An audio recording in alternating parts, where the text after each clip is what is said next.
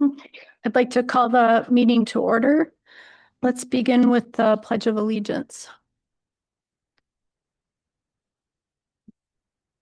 I pledge To the flag of the United States of America and to the republic for which it stands, one nation, under God, indivisible, with liberty and justice for all. We have the roll call. Oh, microphone check. Sorry. Is everybody's mic on? Looks like it. Okay. All right. Roll call of PC members. DeYoung, no. Absent, Reen, Here. Denise, yes. Scott, Here. Sadie, Yes. Randy. Here. And DeYoung is excused, correct? Yes. Okay. Set and adjust the meeting agenda.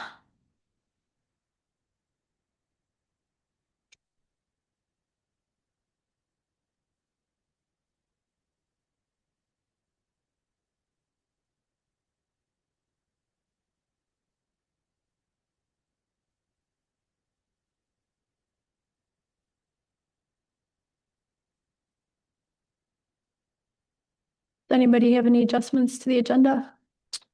No. Can I have a motion? Irene, Hmm? those couple that I mentioned to you. Yep. Even though they might change, they need to be Yes. corrected. So item 6, I'm getting like an echo. Is it possible to? Yeah. Yeah.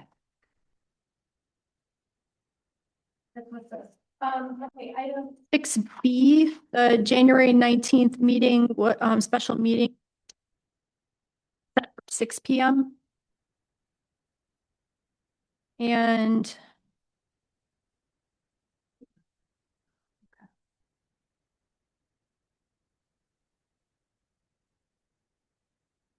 He's still connecting. Okay, you're good. okay.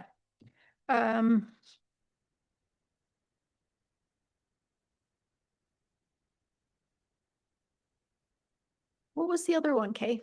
Right below it, the 121 meeting to specify that that's ROWG. Okay, so 6C, just a reminder that the January 21st workshop is hosted by the PC and the ROWG. Okay. Any other amendments? Couple of additions then.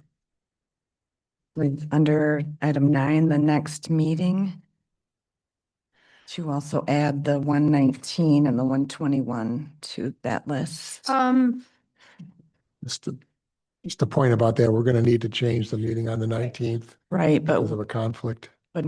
to approve the agenda as it is reported, Okay. that's needed to be corrected. So item 9 for next meetings, we have the Giffords-Webster special meeting on the 19th at 6 p.m. here. And on the 21st, at 7 p.m., we have the public workshop at Mill Creek Academy. The as Randy said, that special meeting on the 19th is going to be changed, and we'll get to that later in the meeting. So Okay. what should we write on number 9? You can write the 19th, and then you're going to be changing it. Okay.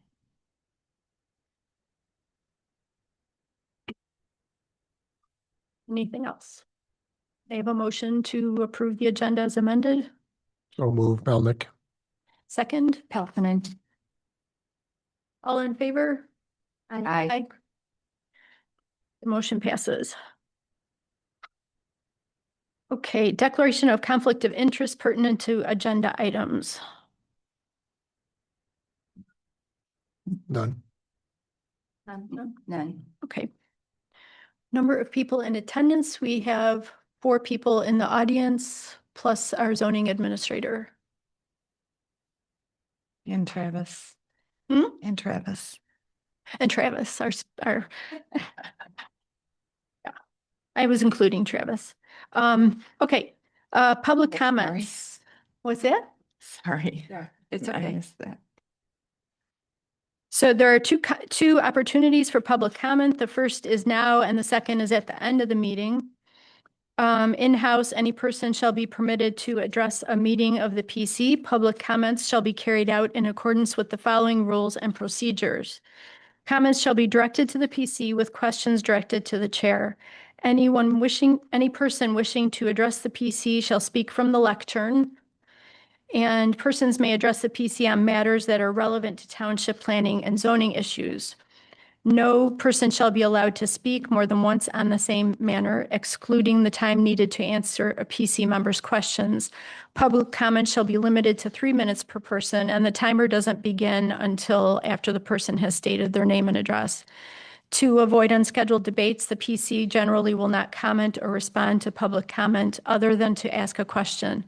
Silence or non-response from the PC should not be interpreted as disinterest. Do we have anybody that wishes to address the PC right now?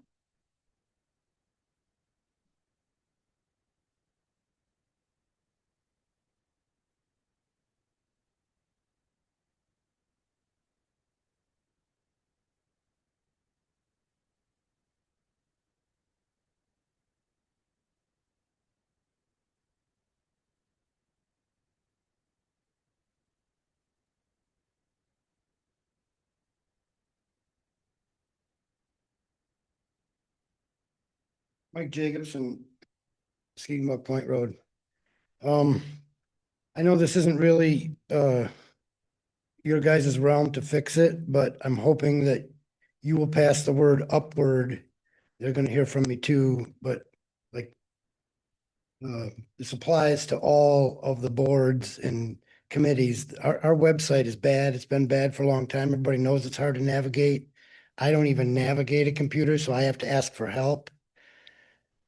My wife is no dummy, but she's not like real computer savvy, and she can't find me agendas for meetings.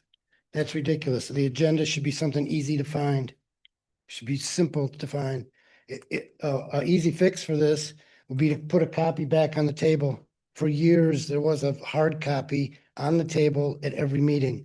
That's a simple thing to do. It's not as convenient as the whole internet thing that people like, but it's simple. So I'd appreciate if you push it ahead that, we'd like to see the website cleaned up so that we can get that information so that we can be educated and know what's going on in the meeting when we attend. It's important, I think, for the community. Thank you. Thank For your you. time and your service. Anyone else?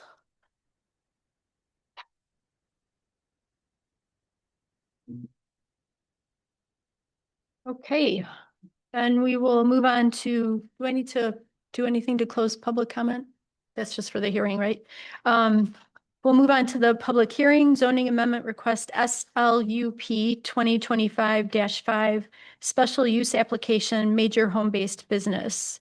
I'd like to open the public hearing at 7:09. And anyone who will want to speak on this or present will need to sign in, and there's a different sign-in sheet, right? There is, Reen. However, we need a motion first to open the public hearing. Motion to open the public hearing, please. I move that we open the public hearing. Second? A second. Oh, Merchant Right. lady. All in favor? Aye. Aye. Okay. All right. The public hearing was published in the Record Eagle on Wednesday, July 16th. No, no, that's wrong. Where is it? I know you did. I just have a lot of stuff up here. Oh, there it is. On December 11th.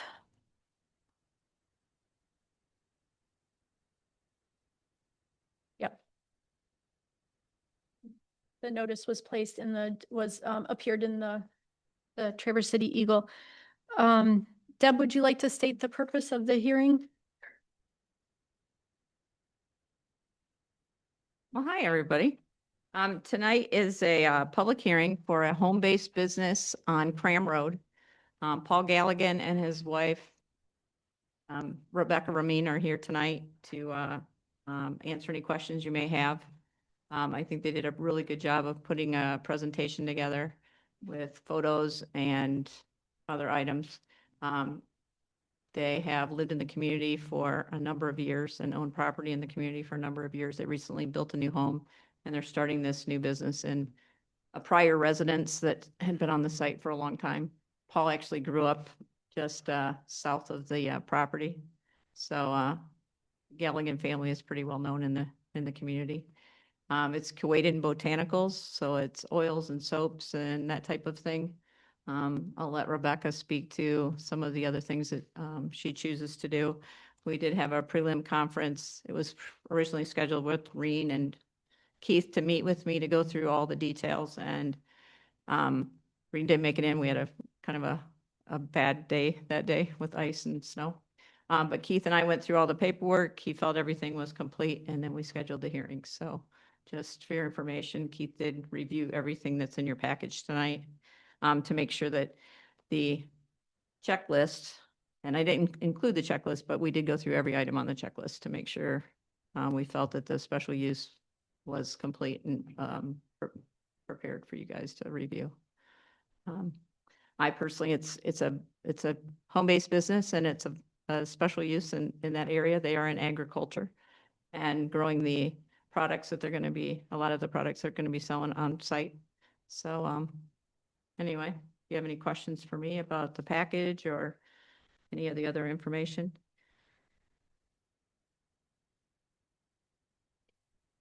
Will we be hearing from I had a question about the neon signs in the packet, but can I ask They're going to get up and speak. Yeah, They- okay. Well, hopefully that's part of, there again, when you review your bylaws tonight, make sure that your bylaws are laid out exactly how you're going to do a hearing, because the way it's documented here is not the same as your bylaws. So, Okay. anyway, but I would invite them to get up and speak to what they plan to do, and you can ask them any questions you might have. All of this information has been compiled over several months of working with them. And if you have questions for me, let me know, but that's all I have. And I'll let Paul and Rebecca. Rebecca's the main proprietor on this, I think. Paul's back up. He might be the farming guy. Anyway. All right.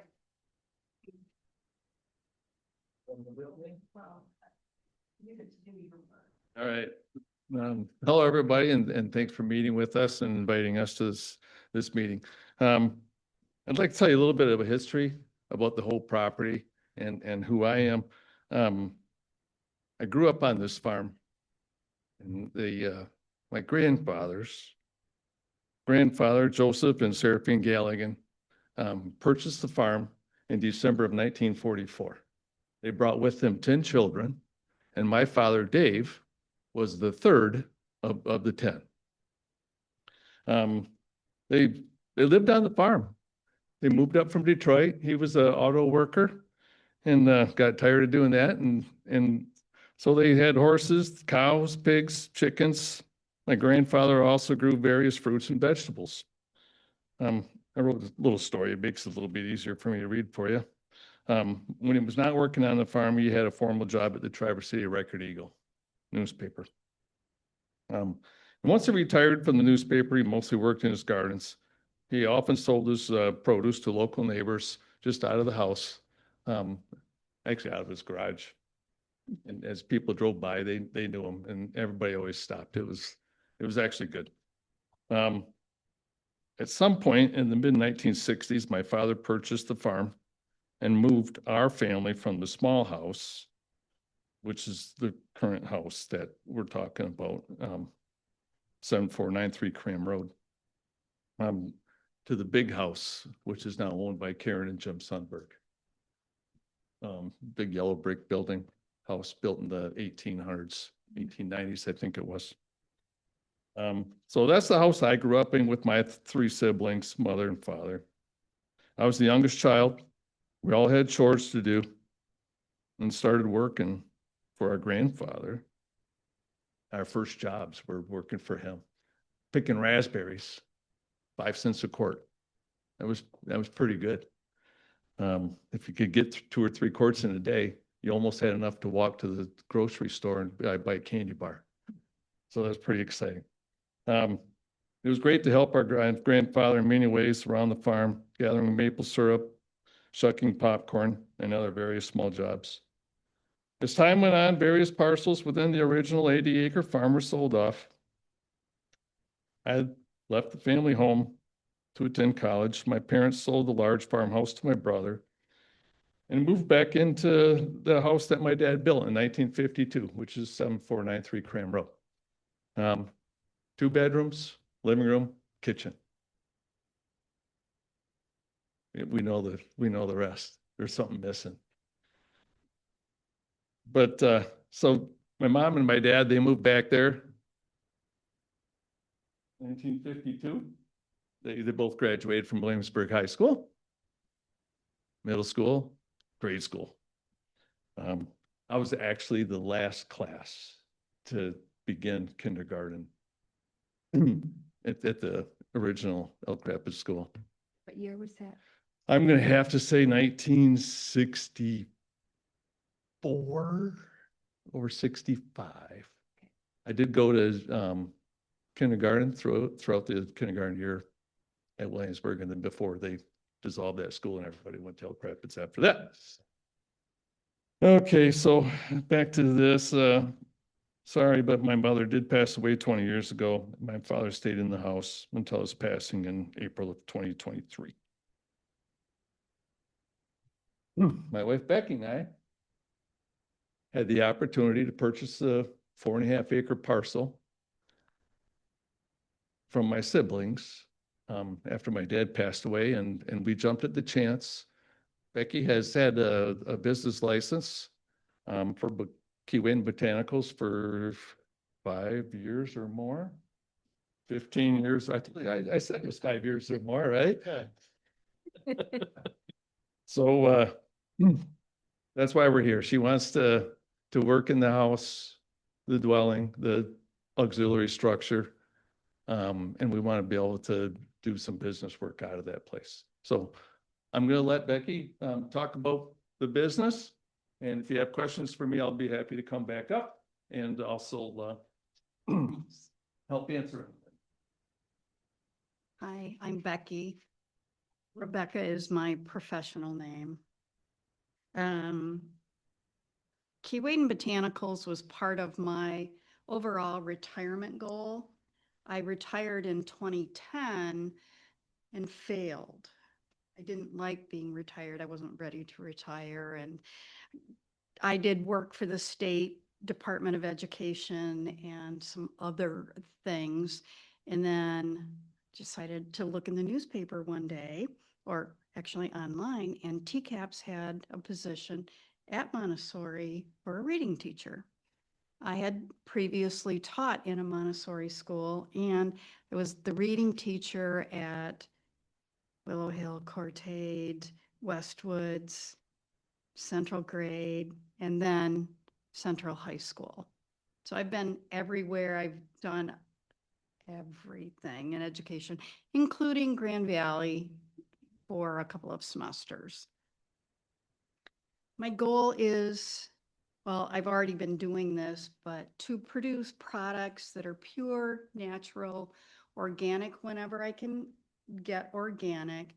And I want to grow some of my own things. For example, we've already put in 37 lavender plants over the septic tank or drain field to get a really good crop. And we'll use the buds, and we'll also be making, or I will be making, essential oils and hydrosol from those products. Everything will be grown organically. Products for both men and women, shave soap, beard oils, bath salts, lip balms with crazy names. My favorite is Cocoa Smack. It tastes like a chocolate chip cookie, which is quite popular. And back to growing our own crops, we're also looking at growing things that aren't necessarily readily available, like at Altonans, and I pick them out because they're the closest to us. And we buy dozens and dozens of ears of corn from them. And I spoke to an entomologist last week about my frustration of not being able to grow a decent crop of squash. And he said, don't grow it. It's like, wait, what? He said, yeah, don't grow it. You've got some bugs in your ground and just don't grow it. Go to the farm stand, buy it. Don't beat yourself up over it. Grow something else. That, oh, great. I didn't like growing squash anyway. I wanted to spend more time growing garlic that I get from a farm in Ellsworth and growing Grandpa Joe's popping corn. We were able to harvest 133 ears of strawberry popping corn this year and distributed it to our family members. And we were actually shucking by hand and went and had a manicure after that. And it was pretty tough on the hands. But I'm trying to incorporate my love for agriculture and nature and botanical items to help support the community. And if they can't afford it, they can just take it. We're all good with that. And I think we have a really good plan. I have a very good start on the products that I'll be selling, and it's oh so cute inside too. So any questions for either one of us? Oh, I did forget that. Yes, soap making classes for adults, and I also want to, in the summer, do classes for kids and going out and looking at plants, getting out the magnifying glasses and the little journals that they'll get, and drawing pictures and writing down their notes. And yeah, I'm excited about the kid part. The adult classes part, not so much, but the kid part, I think will be awesome, especially when it's time to harvest the popping corn. I'm going to invite kids to come over and help do it because it's onerous work. Kids have lots of energy and they know how to do it. And I certainly have background working with kids.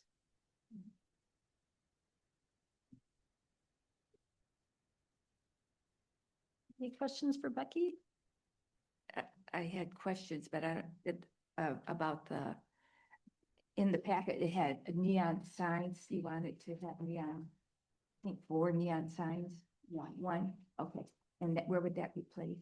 In the front window that faces In the window, inside the building then? Yes, inside. Wouldn't be on exterior, okay. But, I do have one other question. If you have classes, what is your parking plan for if you have like maybe 10 people? I wouldn't have 10 people. You don't think so? I don't have the space inside for 10 people. Okay. So I would limit everything to where we have parking. We have enough parking spaces for 1, 2, 3, 4, 5. I limit it to 5. Yeah. 5 vehicles. Yeah, okay. And 6 people. Mhm. Good question. Is that just on the driveway? I'm sorry. Is the parking just on the driveway itself or is? Offer. It is, no, it's not on the driveway. It's in the lawn on either side of the driveway. Yeah, Yes.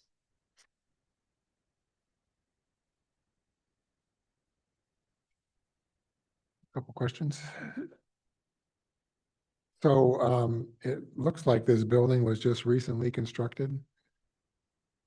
No, it's been there since 1954. it's the one closest to the road. This one is, They built a new home and this was the existing structure Oh, okay, I'm sorry. Okay, so that's, down there. Accessory structure for this big, so the business is going in this building, right? right near the road. Yeah. Yeah. And your residence is in the middle of the property then? Yeah. Right, okay. Not that, not that your accessory building isn't nice, it's just, it's the older one. Yes, Recently painted. Yes.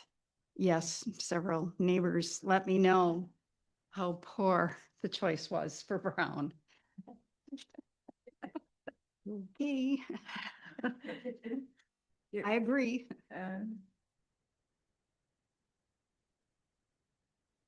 Any other questions? All the surrounding property owners were notified? And no comments. I got no letter from any. No written, okay.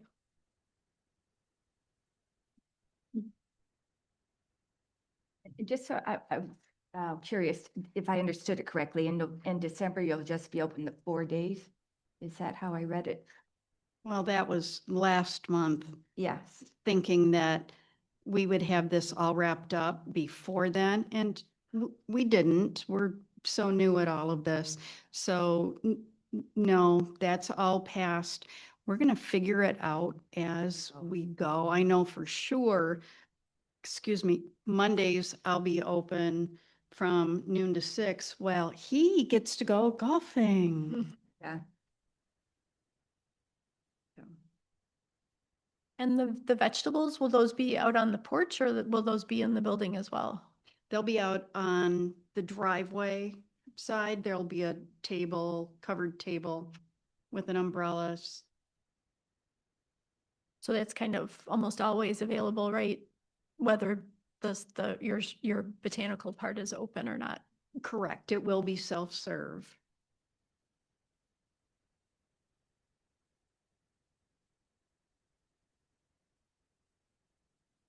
Any more questions for Becky?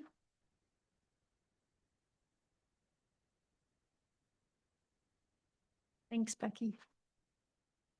Any comments from anyone else?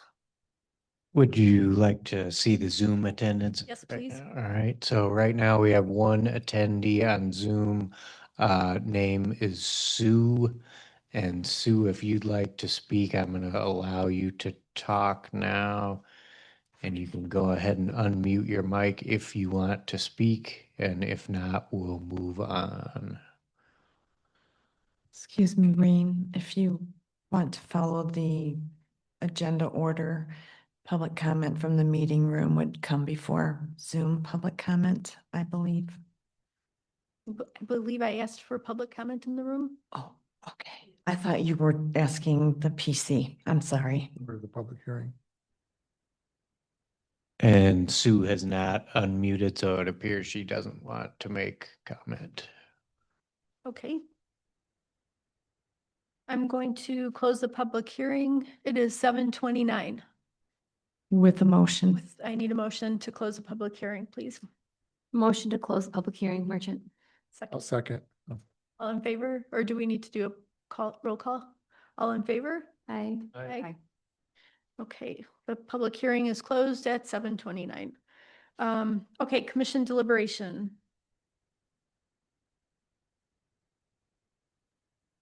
Who'd like to begin?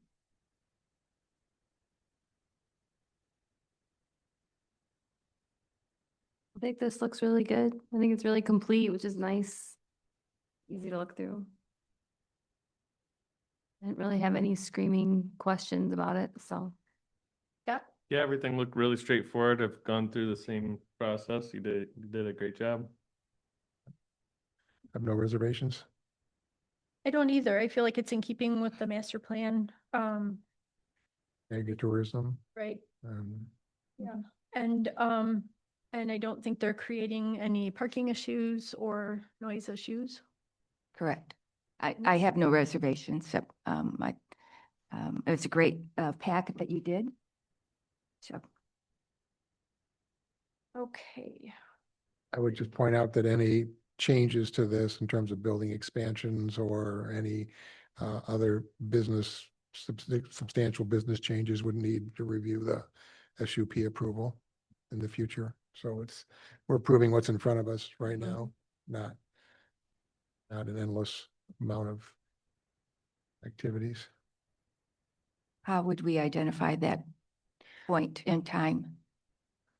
With that, if there was a change in the business, they would come to us. We don't, To amend their special use approval. okay. Is that clear? If they wanted to do other activities of Mhm. related kind of things and. And changes to the building, I assume would come to Deb first and then would be brought to our attention. Okay. All right, I guess I will make a motion. I'm sorry, Deb just handed me this, which I just want to take a quick look. You can read through that if you want. Yeah, I'm going to. Okay, so this is requesting a special use of accessory structure to operate a home-based business. I move that we approve or recommend for approval case number SPR/SLUP 2025-05.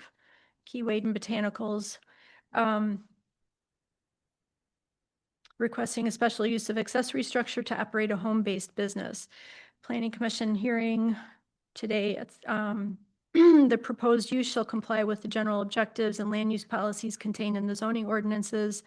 The proposed use shall be designed, constructed, operated, and maintained in a manner that is harmonious and appropriate in appearance with the existing character of the general vicinity, and is in keeping with the master plan and support of agribusiness. The proposed use is served by necessary public facilities that are adequate or can be made adequate to serve the proposed use, specifically existing streets, stormwater drainage, water supply, public safety services.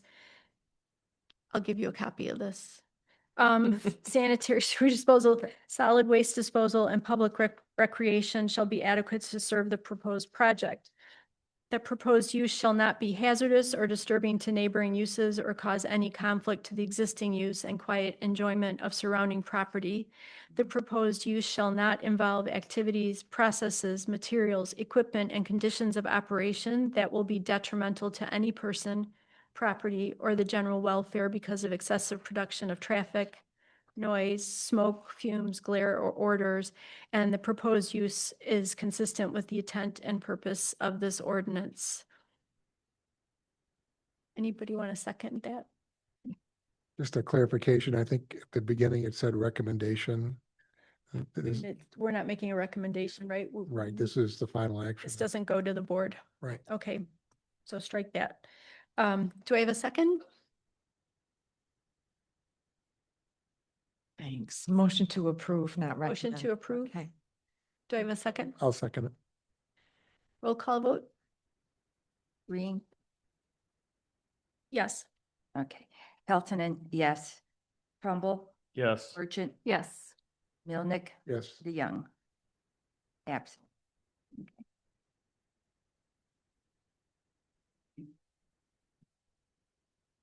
Okay, approval of minutes of the previous regular meeting.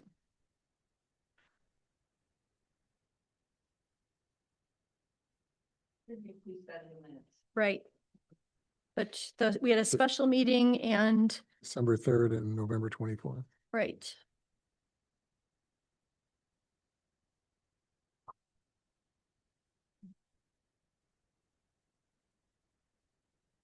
Thanks, everybody. you. Thank you. Thank you. Thank you.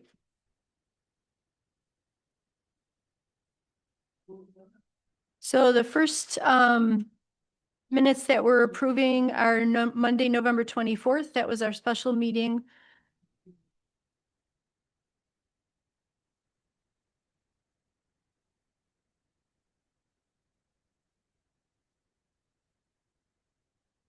I particularly liked the note in bold that said I arrived at 6:18.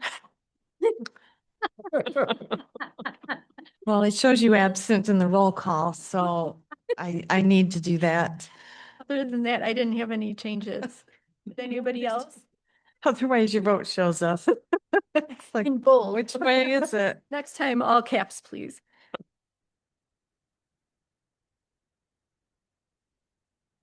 I didn't see any issues. Good. You're good. Denise, did you have anything? No, it's fine. Okay, can I have a motion to approve the minutes as written for the Monday, November 24th, 2025 meeting? Make a motion to approve the minutes as written for the November 24th, 2025. Second, Second it, Melnick. all in favor? Aye. Aye. The motion passes. Okay, now we're looking at Wednesday, December 3rd.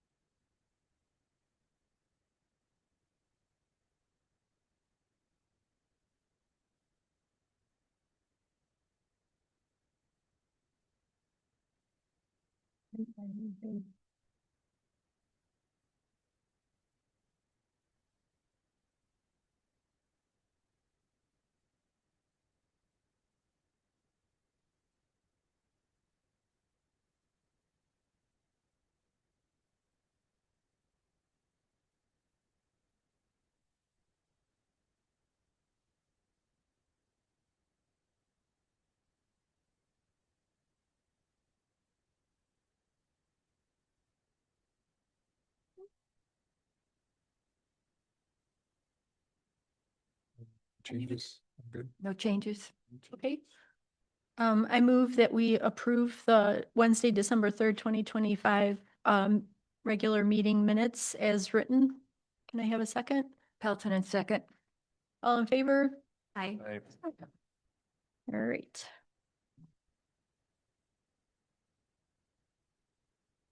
I have not received correspondence. So we'll go to reports. I'm assuming we don't have a zoning administrator report. Okay. We do? Oh, zoning administrator, sorry, I'm thinking zoning board. Deb, Deb left. Okay, so we've got her report here. Did anybody have any questions about that? I actually did, but she's not here to ask.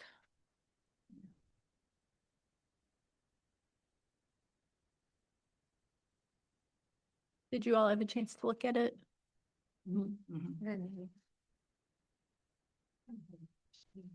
Oh, she's here. Deb? Okay. I am, or we are. Good, I don't see the report either. You don't see the report? Okay. I have updated this so you can sign it before you take off tonight. Zoning report, so. We had a very busy year in 2025. I think I ended the year with 96 land use permits. It was busy. This is a part-time job. Did I mention that? It's a part-time job, 96 permits. The number of complaints have dropped off a little bit, but now we have a few new things that are coming up. So my report's out there. Anybody have any questions? I want to keep the I did about the Elk Lake Trail case. yeah. Oh, Denise Heidish? Mhm.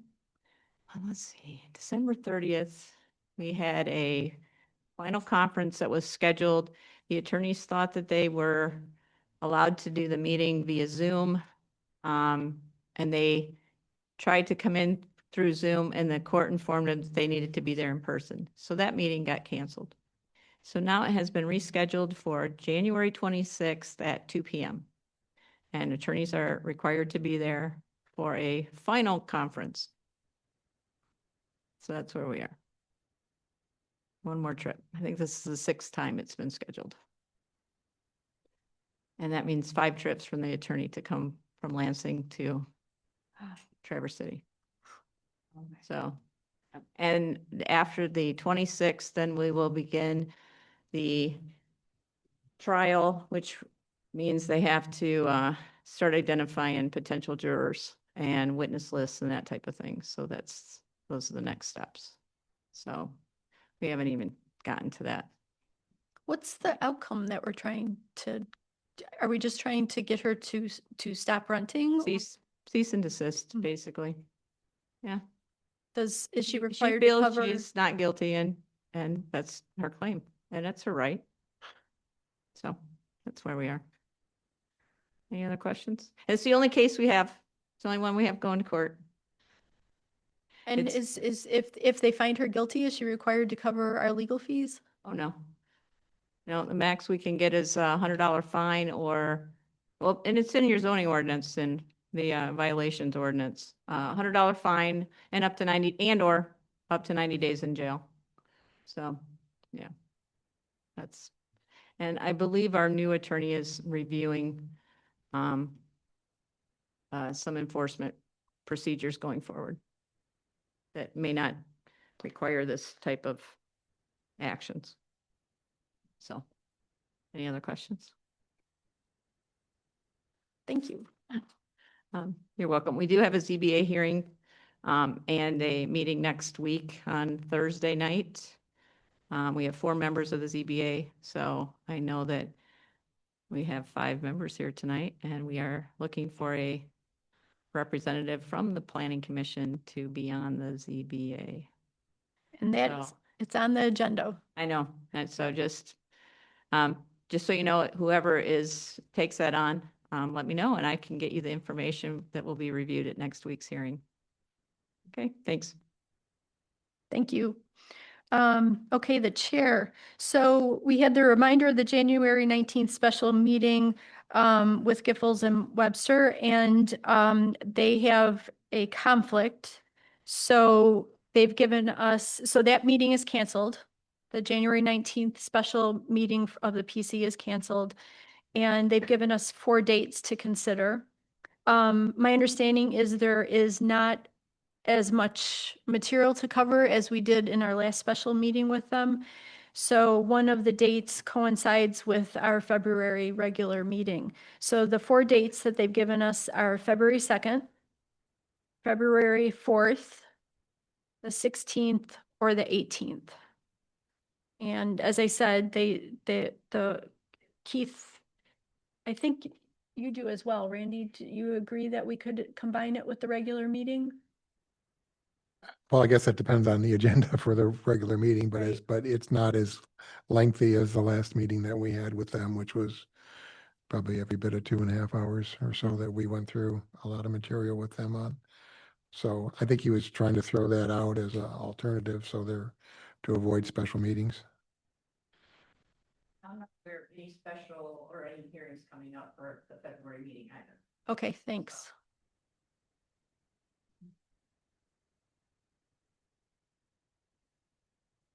Does anybody have an issue with any of those dates? Kay, you do, right? Okay. Can you say the dates one more time? Let's see, these are all in February, the 2nd, the 4th, which is our regular meeting, the 16th or the 18th. The 16th is a 3-day weekend. It's President's Day holiday on the 16th, if that matters to anybody. The 18th isn't great for me. The 18th works for you? It's not, No, and it doesn't work for Kay either, so, and I think we need Kay at the meeting, so I Yes, think we we do. need to remove the 18th from the list of options. Does that leave us with the 2nd or the 4th? The 16th is still there. Oh. So the 2nd, let me get to February, the 2nd is a Monday, the 4th is a Wednesday, that's our regular meeting. I guess I would prefer not to do the 2nd because I have an ROWG meeting on the 3rd and then we have our PC meeting on the 4th. The 12th, I'm sorry, the 16th is a Monday. And as Denise said, that's President's Day. And the 18th is off the table. On the 4th, our regular meeting, is it possible to start a little early and give us more time to do the review and not, in case something does come up? And if it doesn't, maybe we'll leave early. What? Wishful thinking. I know. That's a good That idea. much. You know, just a thought, like, Okay. but is there a time that either of you would not be available earlier than 7 on the 4th? Yeah, and Kay, Can Joe? could you make it earlier? Joe said, did you say yes? Yeah. Okay. What are you thinking, like 6:30, or are you thinking earlier than that? How much time is not a lot of time? I think it's an hour. When, We always tend to take more time than we think we're going Yeah. to, too. and there's, if we each have one question, 5 minutes a person, that adds up. So they thought that we could combine it? So there's not as much? They offered that idea. Combining would, because it wouldn't be as long as the last marathon The session. we last had. one? Yeah. If we start earlier, it gives us, if we start at 6 and it gives us an extra hour, I'm okay with that. And the weather being what it is, I'd rather start earlier than later. I support that. Okay. Okay. 6 o'clock on the 4th. 6 o'clock on February 4th. We'll have, we're moving up our regular meeting. We'll have to let Wendy know so she can change that on the calendar. Special meeting notice. It'll be a special meeting, even though it's our regular PC. It's. Okay. So I'll notice it in the box. It only needs to be noticed outside of the notice on the website. Right.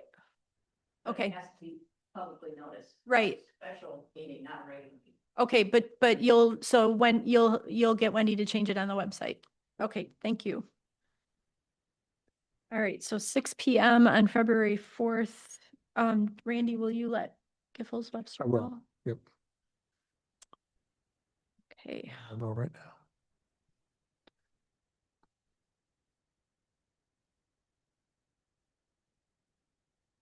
Okay. Reen, Yes. I know in the past when you scheduled these other meetings, it was done by motion. What I don't know is if you need to, now that it's a special meeting, but it's on the same day, time as the regular meeting is scheduled. I'm just throwing that out there. I don't know. Should we? New time. So now Okay, it's, so a- now it's a special meeting, Okay. so I would suggest that. Okay. Do you want to make a motion, Denise? I move that our next meeting on Wednesday, February 4th be changed from 7 PM to 6 PM as a special meeting. I'll second that, Stratton. Do we need a roll call vote? Okay, all in favor? Aye. Aye. The motion passes. Okay, Vice Chair. So, January 21st, just as a reminder, the PC is hosting a short-term rental community input workshop at Mill Creek Academy, and that begins at 7 p.m. And the date again is the, January 21st. okay. It was changed from the 26th. Yeah. Is this the one that the PC members cannot attend more No, than? that was the Zoom meeting last night. Okay. So, and I'll go over that in my ROWG report. Okay. And also with regard to that, the Zoom link will be on the website, either later this week or the beginning of next week. I'm hoping that, we can get it in there this week. And it is on the calendar. And I think it's also been listed as a special meeting where, since we're going to have a quorum, since we're all going to be there. So It's listed as a meeting of the planning commission as well as as the workshop. as we'll have a quorum of planning commission members there. That meeting has. I will. Okay, thank you. I do have an agenda. I have a question. When that was scheduled, it was an ROWG public workshop. Well, the ROWG is a work group of the planning commission. Right. Yeah. Um, So it's hosted by the ROWG and the PC. But now it's a special meeting. They're calling it a special meeting since we're going to have a quorum of PC members there. It's still a community workshop. Right. We won't be voting on anything. We're just collecting community input.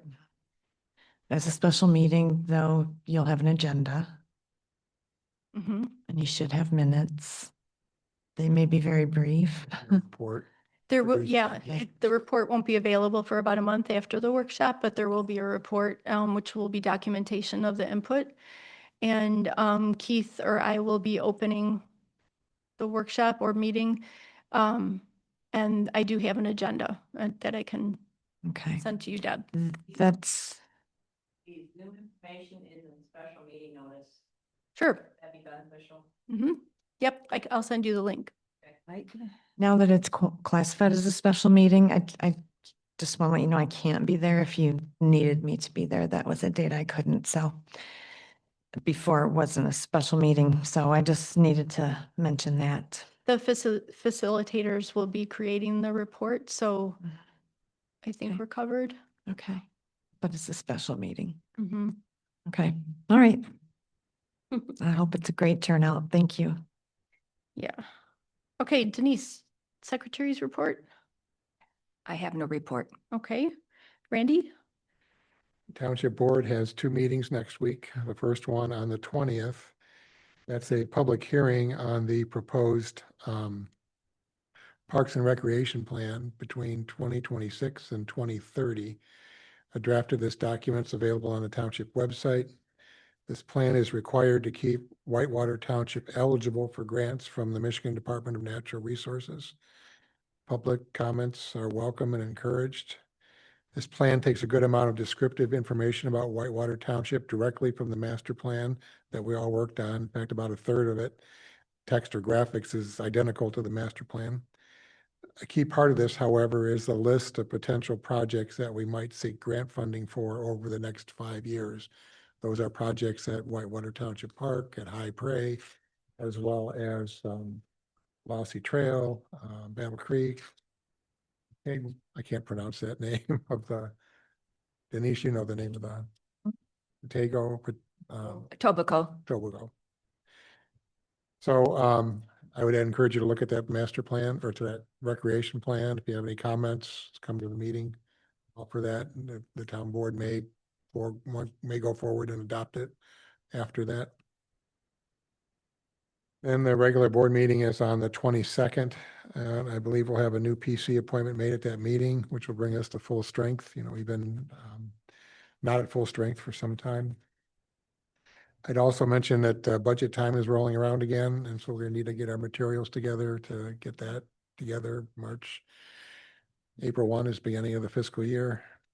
And then also our annual report is due here shortly. I don't know if there was any discussion about a draft, but we need to produce one. Yeah, Keith was going to work on that. And when we reviewed the bylaws, it says that a person should be appointed at the beginning of the year to write the annual report.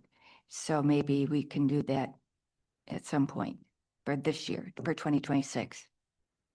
Do you mean at this meeting you want to do that or? Are you going to review the bylaws? Yes. Okay, well, why don't we mention it then? Okay. That's it.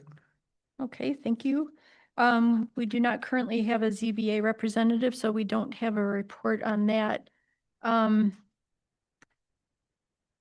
going to move on to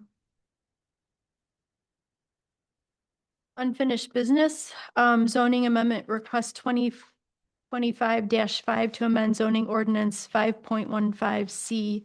Fences should not exceed 6 feet, findings and discussion. So this was brought up at our December meeting. And so I'd like to get some input from the PC members on that topic.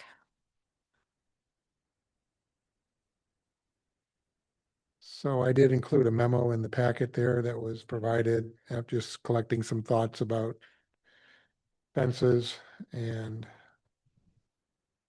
self-explanatory here, I think, in terms of, we had a lot of comments about that. I'm remembering back to when the zoning ordinance existed in binders, and the actual standards for fences was in the definitions. It wasn't even in the actual body of the zoning ordinance. It was subsequently moved to where it belongs, but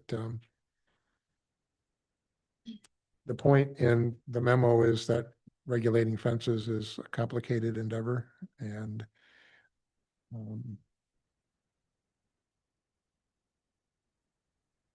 basically our current standards say that fences can't exceed 60 feet, and you can't put it within 50 feet of a lake, river, or stream.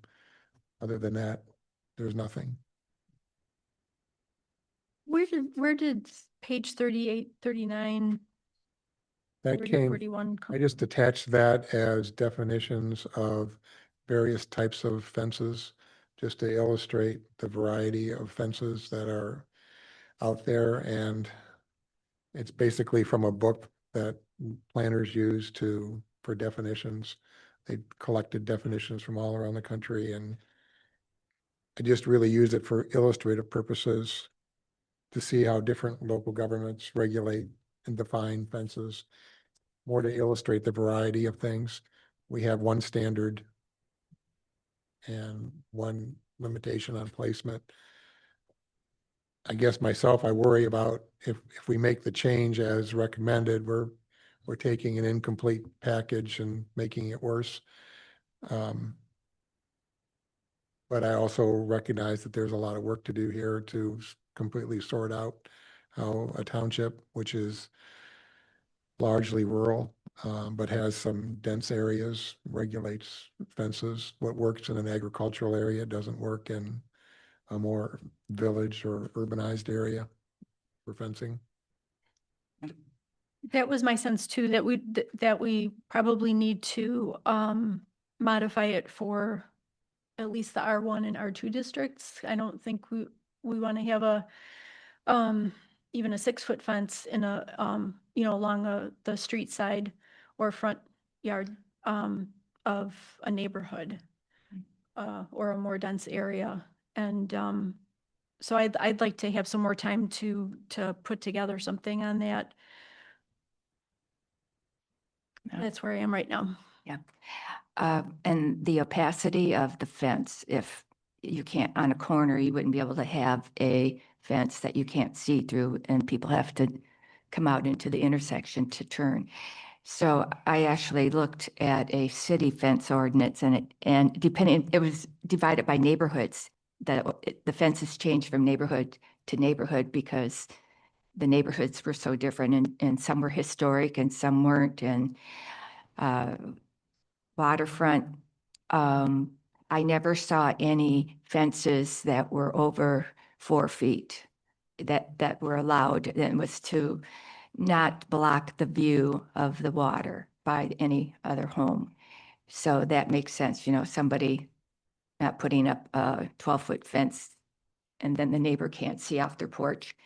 So I thank you for doing this, because I did not think of all of these scenarios, and it does give you room for thought of how to design a fence.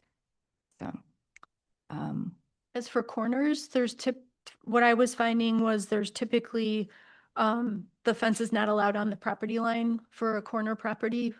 It's held back, closer to the house so that it still allows visibility around the corner. Yeah. So yeah, there's a lot of subtlety to it. yeah. Yeah. And maybe in our township, I was just looking in the city, that the fence came right to the corner, but it was a chain link. Or it has to be, they even divide it down to like 70% opacity or 50%. And I don't think our township needs something with that much detail, but if you think of the way the openness of the township provided by the view would be stopped by fences if they were 6 feet tall going down Elk Lake Road, it would give a completely different appearance to the township and the type of people that live here. So It's important to give the impression that we want to give people who are traveling through the township, And maintaining the character. the rural character. Sadie or Scott, did you have any thoughts on this? Mm, just that, like what, with everything that you put in there, like that there's a ton to it and it's how specific do we want to get? And that's all time. I feel bad that we can't just resolve this short issue in hopes of eventually fixing this how it should be, but I hate to put everything off just for that. I agree that it gets pretty loaded up when you start talking about the details and all the different scenarios. It does make it difficult. Rather than just shooting from the hip on, yeah, just increase it by a foot. Is there, even though they requested a rewrite of the amendment, could we ask them to do a variance just for them? And they can have their issues. I don't know if is there anything that they need to know about the fence, getting their fence done for the, for everybody? Township, Yeah, they had the option of going to the zoning board of appeals and they elected not to do that. okay. So that was their choice. So this is, you're looking at this on how it impacts every parcel in the township. Yeah. not just- Yeah. This isn't an issue on one parcel. This is Yes, this is for the entire township of zoning ordinance. so it's their choice to wait for us to do all this. Okay. I mean, I feel like we're all kind of on the same page that we don't see it as an issue to go up a foot with that. I think that we all were kind of like, majority it felt Yeah. like. So, and then I think majority of us all feel like there's a lot more work here to do. So can it be a two-step process where we do one and then try and address all the other issues as we're moving forward, all these other things on our agenda? I don't know what the right thing to do is. Amend the amendment? Yeah, like it seems silly. So we can amend the amendment. I mean, we can, just what's been proposed, we can add to it. We can. But is amend the amendment and by adding to it, or amend the amendment after we just do the 7-foot Right. height which is, change? I think what Sadie's suggesting, Oh. that we approve the Just- 7-foot change and then we Oh. amend. And then amend it. It's hard to look at this, even though we're supposed to look at this as not an individual case, just because there's history there. It's hard to do that. So that, in that aspect, I'm not supposed to look at it like that, but Yeah. you do struggle with saying like, well, if you do something not right, you could just come and ask for them to change it. And by us changing it, are we just saying like, I don't know. I don't know what the right answer is. Like, I just know there's a lot of work to do Well, and you want to do it right. are we going to require them to take down what's currently non-conforming? I mean, that's like what you're getting at, right? If they have to wait until we've continued Right. to do our due diligence and rewrite the ordinance. I mean, How could we, I don't want to put the zoning administrator in a difficult position. The expenses that we are Yeah. incurring with legal fees, the only process I have Yeah. over this. So, but it's, right. So my preference would be that we do it once correctly. Yes. Um, you know, and if you table this and you wait until it comes up on the agenda with Gibbles Webster and you basically just accept it for where it is and put a stay in place. And That's we what I was- wait until it evolves to that point where we get this done. But their property has a fence all the way around the outside that was never requested for, no one ever asked for a land use permit for that either. So, but I haven't written them up for it because there again. They're in the we process. Just made it in the ordinance in February, and if you make an Well, amendment, no, it was in the definition. it was in the ordinance before. It was just in the definitions where it should have never been. I mean, you don't put zoning standards in a definition. That doesn't make any sense, but it was done. And so we live with it. Yeah. It is what it is, but there again, I'm not gonna take someone to district court and incur attorney fees at this time. Now, things change. Yeah. But you can't just do whatever you want, Mhm. and when you make a change to a zoning ordinance, you grandfather existing, so if you allow 7 feet today, and you change it to 6.5 in 6 months, whoever did 7 foot, and if everyone runs out and does 7 feet, and Mhm. does it, right up to as deep as I want for the water, it could be impeding views along some of our bays. So it's just something to take into consideration, or we just let it put a stay in place and we just wait until you get to it. And that's the drawback with going ahead and allowing 7 feet and then coming back to amend it. And then coming back and maybe it's not 7 feet after you go do the whole thing Mhm. over. So And everybody's grandfathered in. Yeah, it's too bad it wasn't a variance. that would have been the better remedy, but Yeah. But that's not our control, so I think I think we should table it and work through it the correct way as planned.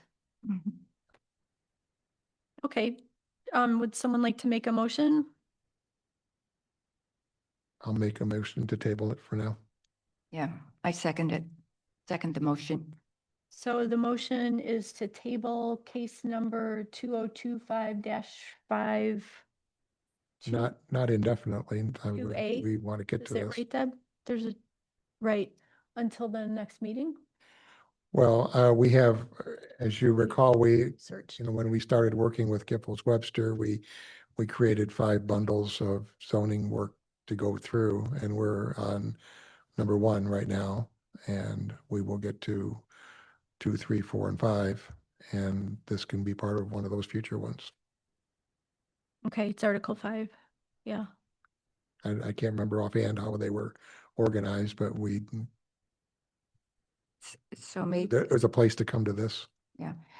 So if we let them know, we definitely want this ordinance reviewed, and if we let them know, then they can tell us which meeting they were planning on having this in, Yes. and then we can relay that back to the zoning administrator.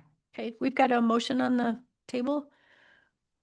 Can I get a roll call vote? We're moving to table the zoning amendment 2025-5, which is an amendment to to Article 5.12 with regard to fence height.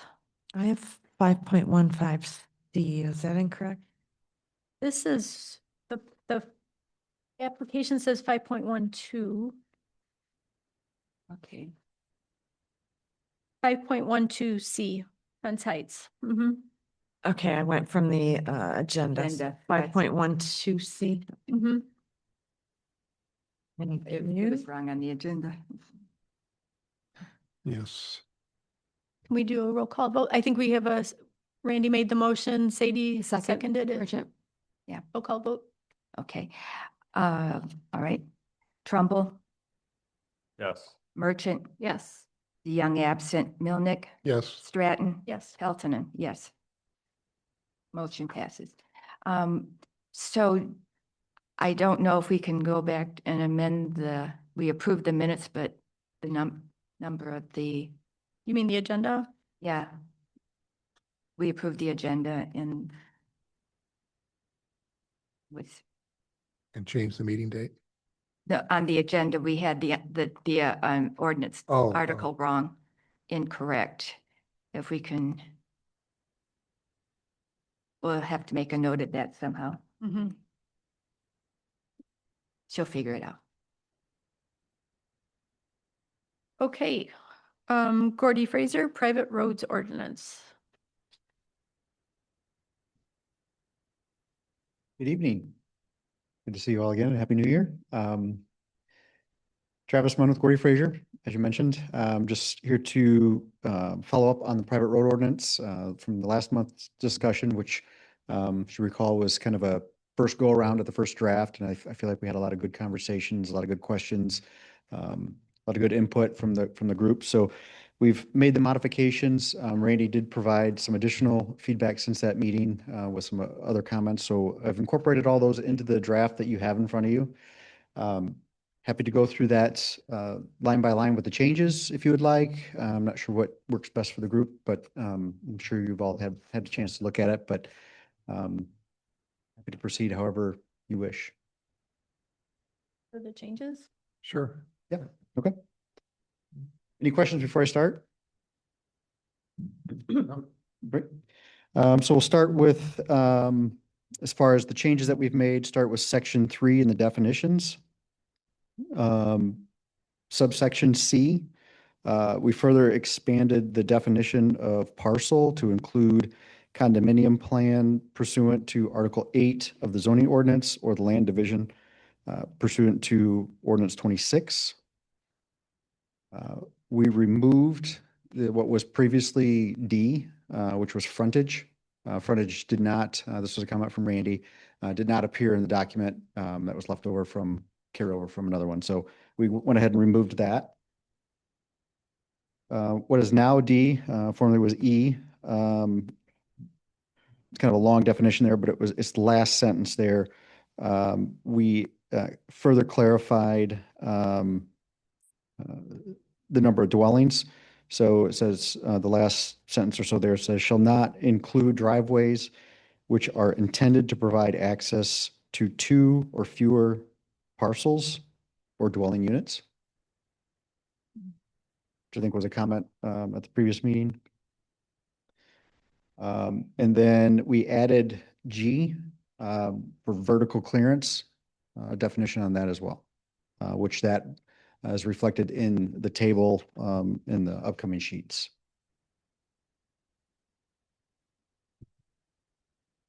Any questions on any of the definition changes or revisions? No? Good. Moving on to section 4. There was a question about the application process. So subsection A, we just further clarified that to now read, an application shall be made to the township for the establishment and construction of a private road on a form provided by the township. And the submission shall include the following. Subsection A, or sorry, 1 of A, there was a question last meeting about licensed professional engineer designing the plans, so we further clarified that. We just added the last portion of that sentence there that the plan shall be prepared by a professional engineer licensed in the state of Michigan.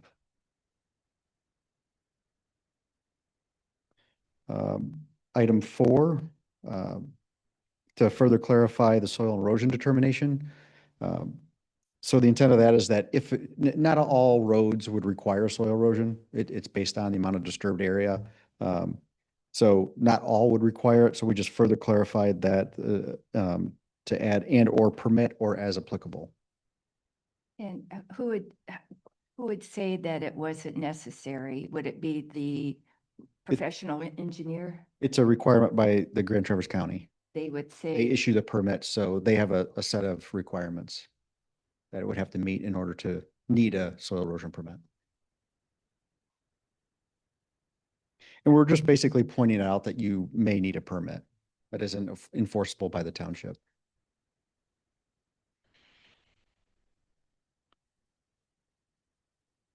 Moving on to subsection D of section 4 there. There was a little bit of confusion how we worded it the last time about a land use permit. So we weren't saying that a land use permit is needed for a private road. So we just wanted to clarify the intent of that section is that essentially, if you're going for a land use permit, you can't get that. If the property is going to be served by a private road, you can't get the land use permit until the private road is approved. So kind of chicken or the egg here. So don't want to get the cart ahead of the horse. So land use permit shall be issued for any development to be accessed by a private road. So sorry, no land use permit shall be issued for any development to be accessed by a private road until the application is approved by the zoning administrator. Essentially. we had a discussion about the name, road name, and doesn't the county have a requirement for road names and that they're not similar to another name? And do we need to have any of that in? Is it somewhere in here? It is in here. Mhm. Okay, Yep, that they can't um, be the same as another one, can't be spelled similarly. So for Like- confusion, yeah, yeah. yep. So that is spelled out in here. So that would be in 5 construction permit? Would that, where? Section 5, number D. Oh. Oh, it would be A3, proposed road name approved by the Grand Traverse County GIS, okay.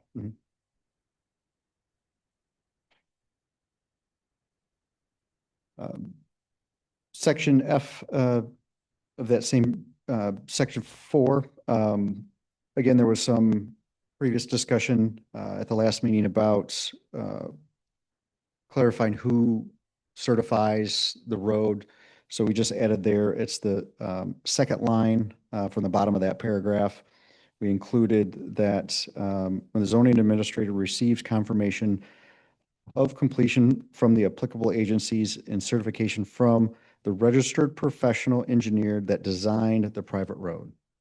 So clarifying that it does need to be designed by a professional engineer and they need to certify that it was built correctly.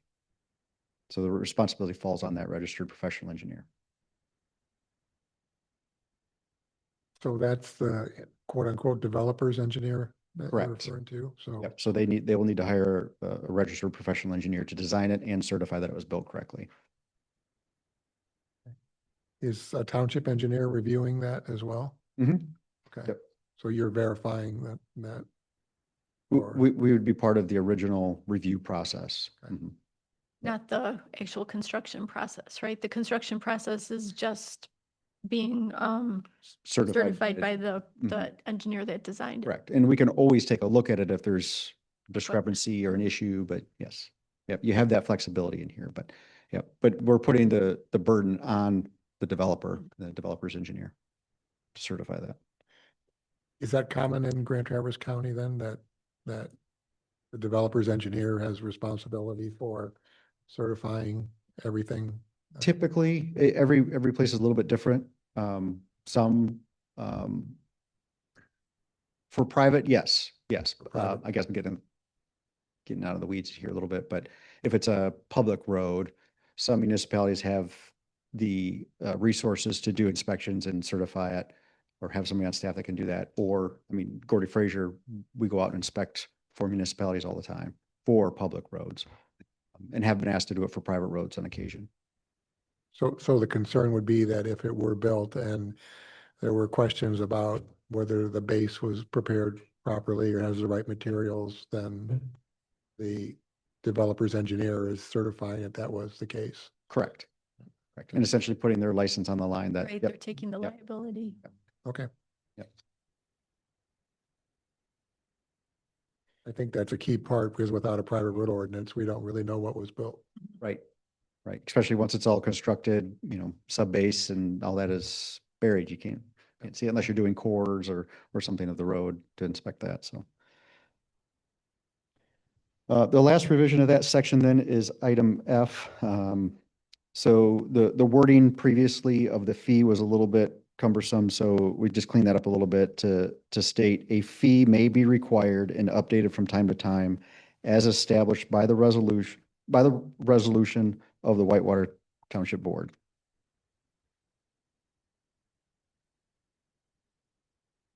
Should that be part of the fee schedule that we have for other things, or? Yeah, the township has an adopted fee schedule now for zoning permits and so Mhm. forth. So I would think this would be added to that fee schedule. Yep. So we're noting that yes, so that would need to be added there. And then Yep. that would be, And that's subject to done by change, obviously. resolution. Mhm. Yeah. Correct. Okay.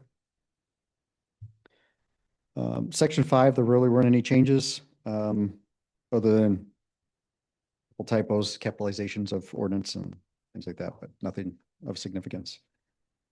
Any questions so far? Okay.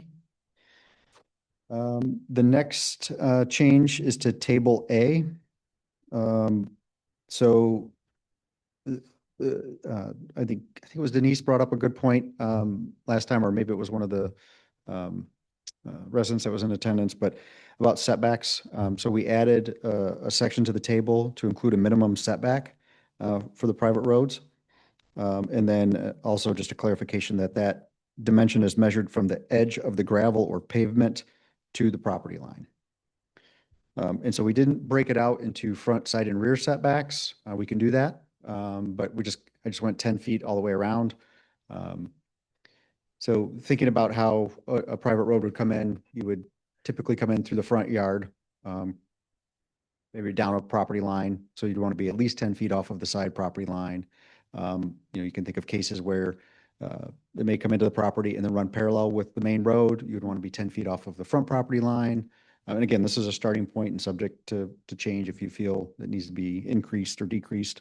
And then same from the real property line, however the road would be configured. So that was kind of one of the bigger changes that we made. So what happens if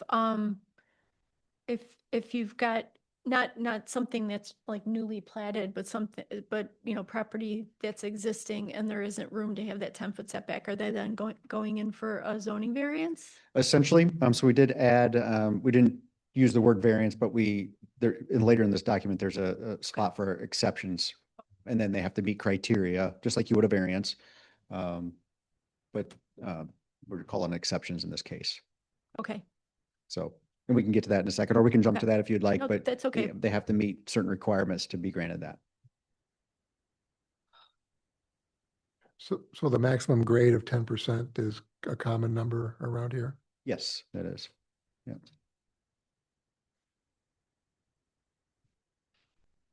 Yeah, and especially this time of year, I mean, you get much, I mean, people do it for driveways. You see driveways all the time, but for a road, 10% is pretty common. Mhm. Okay. I wouldn't want it much steeper than that. Yeah, I agree too. I think it's, Yep, it's pretty, especially with emergency vehicle access and all that. yeah, and I think that's fire department requirement is the 10% as well. it? Yeah. So that's consistent with that. Yes, that's correct. Any questions on the changes to the table or thoughts on the setback?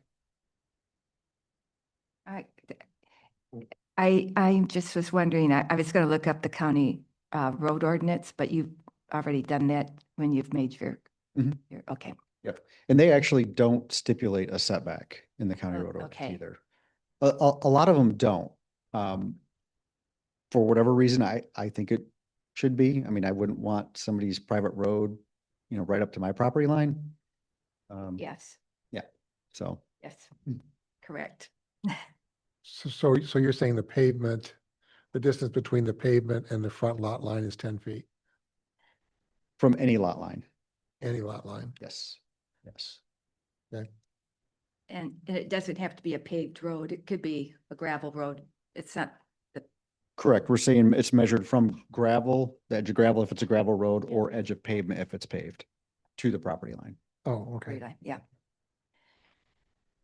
Along with a drainage. I think you mentioned Is drainage. I'm Yeah. sorry. That there was a drainage area of it in the road ordinance that you're proposing? We don't specify that. I mean, that would be on them to design.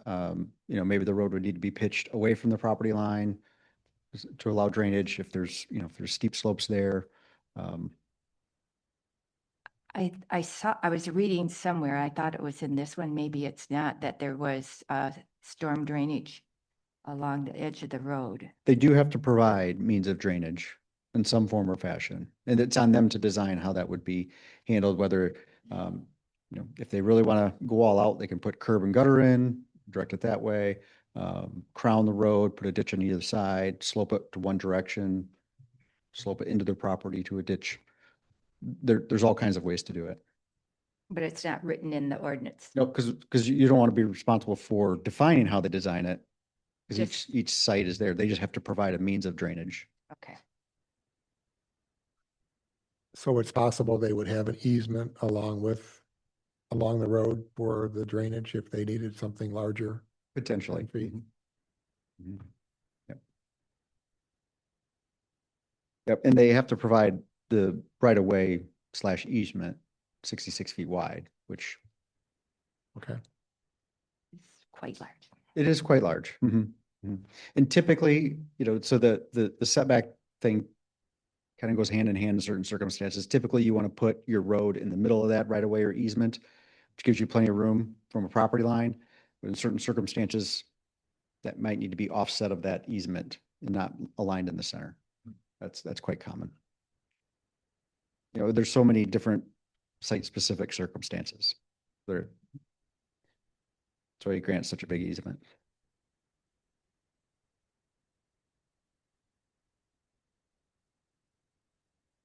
Any other questions on that? Thoughts? Okay. Moving on to the next section, 7. There were no changes to subsection A or B. And moving all the way down to subsection 4 of that, that section. So we clarified a little bit. There was a little bit of discussion, if you recall at the last meeting, about this particular section deals with the township's ability to step in if needed to fix or repair a road, which you don't want to do, but if it's needed. So we clarified that a little bit with some additional language. So we added the wording, a statement that the township, so this is in the agreement, that they need to add a statement that the township may intervene to repair or maintain the road if the township or a representative of the township determines repairs or maintenance are considered emergency in nature, and if the owner fails to do so. The township will then assess the owners the cost to do so. And the rest of that was left over from the previous version, but.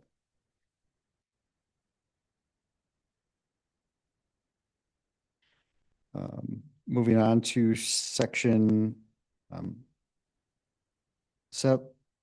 8, sorry, existing conditions. So this was a big point of discussion at the last meeting about essentially grandfathering in existing. So we wanted to clarify that. I didn't use the term grandfather, but just wanted to clarify here that application to existing private roads are exempt unless extending, reconstructing, or posing imminent hazards.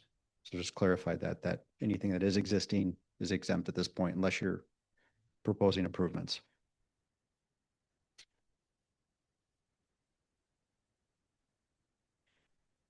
Moving on to 9, section 9. So this is 9 and 10 are really the biggest changes that we made to the document. 9 is consequences of non-compliance with private road approval requirements. Any parcel created in non-compliance with the ordinance shall not be eligible for any building permits, zoning approvals, such as special land use approval or site plan approval, and shall not be recognized as a separate parcel on the assessment roll. In addition, violations of this ordinance shall subject to violator to the penalties and enforcement actions set forth in section 11 of this ordinance and may otherwise be provided by law.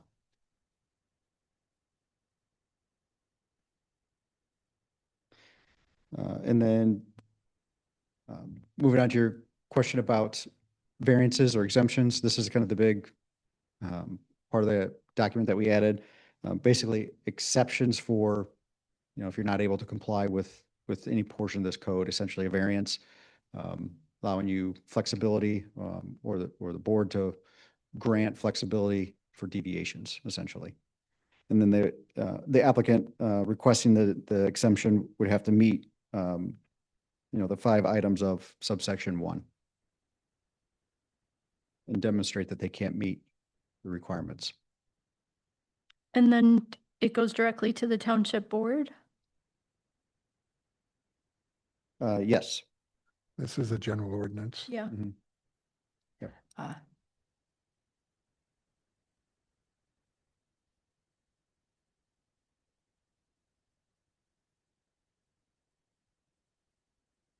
And the last part of that is that assuming that it is granted, an exemption is granted on the next page, subsection B there, that the exception would be recorded with the county register of deeds.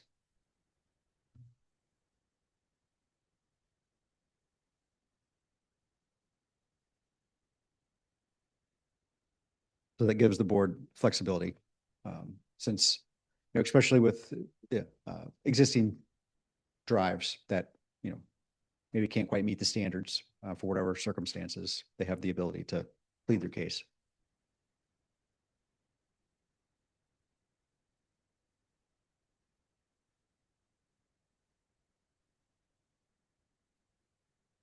So I think I captured most of the comments from the previous meeting. There may have been one or two that I missed. I tried to take good notes and pay attention, but I think we gathered most of it and corrected it. But happy to talk about it in more detail and add or remove or change as you desire. So as I recall, the goal was to provide a very basic private road ordinance to protect the township and future buyers of lots on private roads.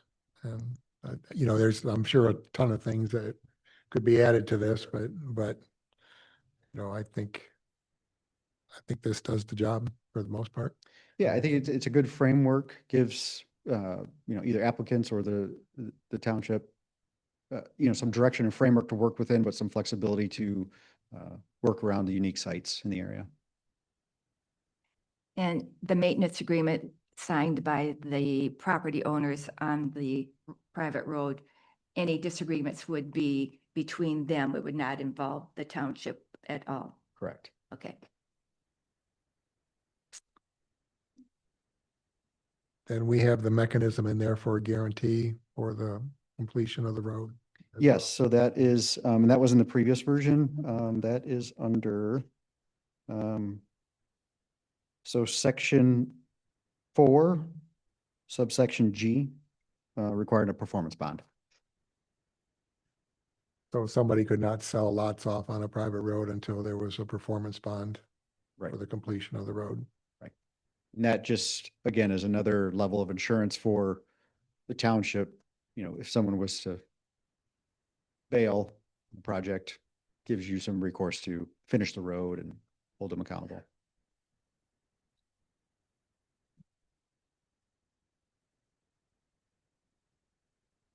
Upon approval of the installation of that, they get that bond back. Right. Yeah, right.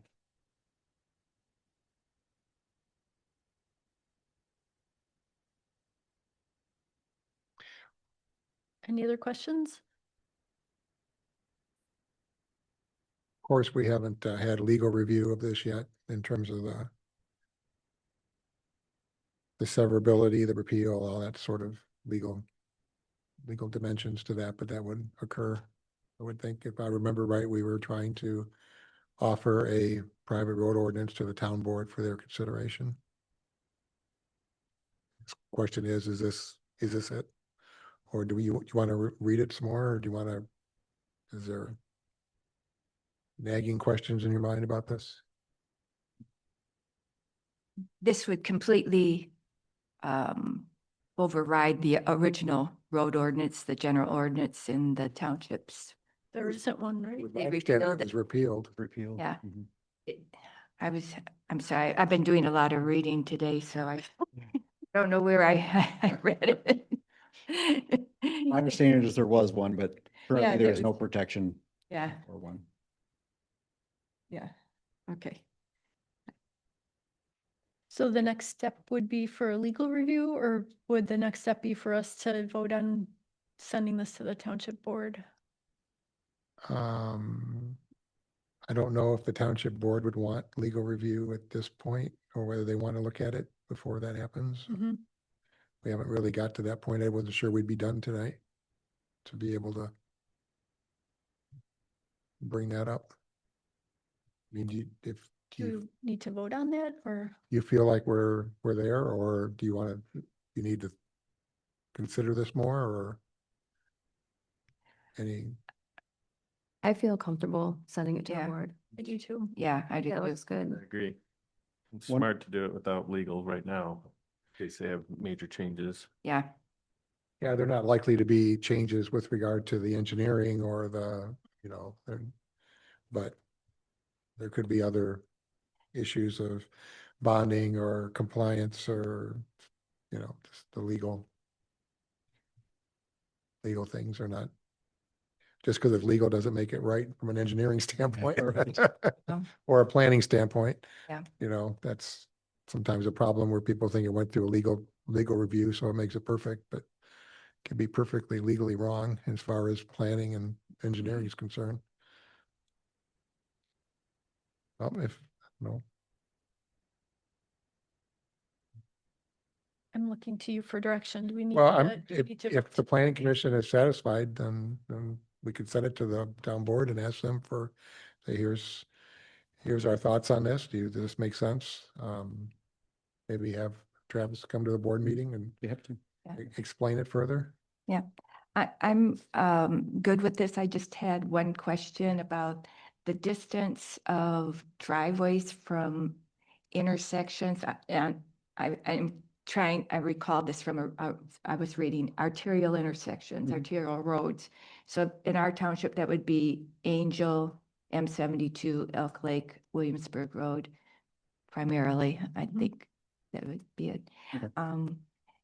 Is there, in the county road ordinance, is there a distance from the intersections and all that they require? Yes, and so in this ordinance, we reference ASHTO, which is a standard, design standard, and the County Road Commission, so they have to comply with those standards, which spells all that out in great detail.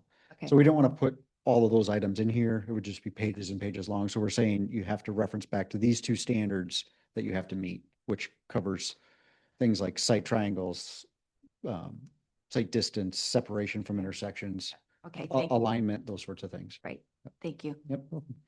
One thing that I did think about today as I was kind of preparing for this and kind of thinking through things that I think that we've left out of this that may be important to consider is signage. Do we want to talk about, Yeah. if it's a private road and it's getting a name, do we want to post the name, post that it's a private road? Parcels on that private road have address signage, those sorts of things. So there's some standard language that we've done in other ordinances. I could include it here, or I could send to the board for review, which is something you may want to think about that I didn't even think about earlier, but we should probably add that. And the county doesn't cover that. I'd have to double check. I don't have their ordinance memorized, but I think that they do. Yeah, it's several hundred pages, but I think that they do, but may just want to clarify that in here, just as a point to consider. And I could double check their ordinance tomorrow for the county and see if it's in there, which again, this reverts back to, so they'd have to follow that. Well, that makes me think that we're not ready to send it to the board then until we've confirmed or included language for that. So I'm trying to understand, are you talking about when signage, are you talking about street names? Are you talking about stop signs or yields? I mean, what traffic Really just control? street names. I mean, we could include, stop signs. Basically it reverts back to the Michigan Manual on Uniform Traffic Control Devices. And that spells all that out in there. Or we could not go that far and be more specific to just road names or just list it as a private road. I live off a private road and we have a sign and private road only. Okay. That's why I'm wondering if the county already covers it. It may. And again, I should have thought about this and did a little more homework before I got here. It was just kind of something I thought of last minute and didn't get a chance to look it up. In the township just in the last year and a half, and they're all blue signs. Yeah. Where county roads are green, and the blue signs are all paid for by the people who live on the road, and they have to work out. You cover the naming convention, if there was gonna be a way you guys were gonna want to be specific on how you named it, but that's the only other thing that the township board may want to get involved with, the naming convention, but the people who live on that private road are the ones who are gonna make some of those decisions, what they do, and it's gotta be county related, so it's up to them to do it. Often I've seen the developer proposing the names and they're often of his kids or something like that, you Right. know, Yeah. that is the most common. I appreciate the need to have historical significance of like, of names, but, and I don't know that that's, I don't know if we need to be involved in the naming of the roads in a development. as long as they're not duplicating other Other roads, it names. creates a problem for 911 or. Yeah. Yep. GIS won't let them do it. I've been Yeah. copied on strings of emails, 10 and 15 long, of, how about this name, how about this name, how about this name?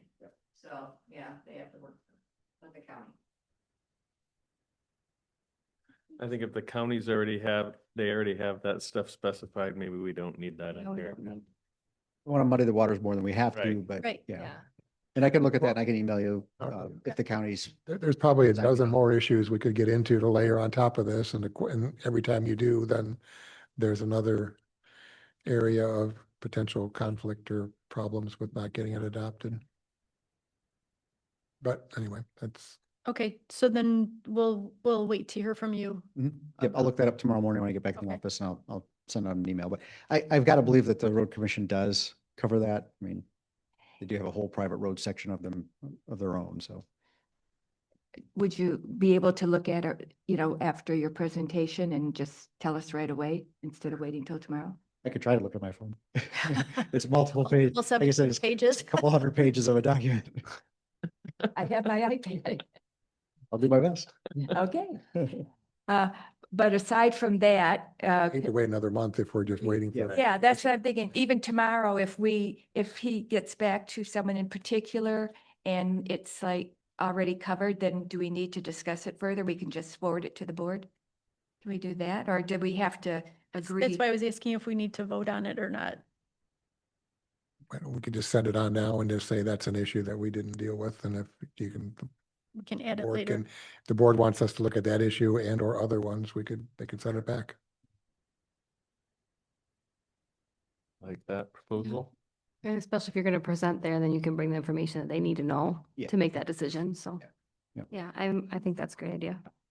Okay, so would someone like to make a motion that we're going to send this to the board for review? Or do we not need to? I'll make a motion that we forward this current draft dated 12/17/25 to the township board for consideration. And just for consideration, just leave it at that. And then Second, A second, Merchant. roll call vote. Yes. Peltonen, yes. Merchant, Yes. Trumbull, Yes. Milnick, yes, Stratton, Yes. Milnick, I'm sorry, the young absent, so. Okay, the motion passes. Thank you. An iPad. Yep.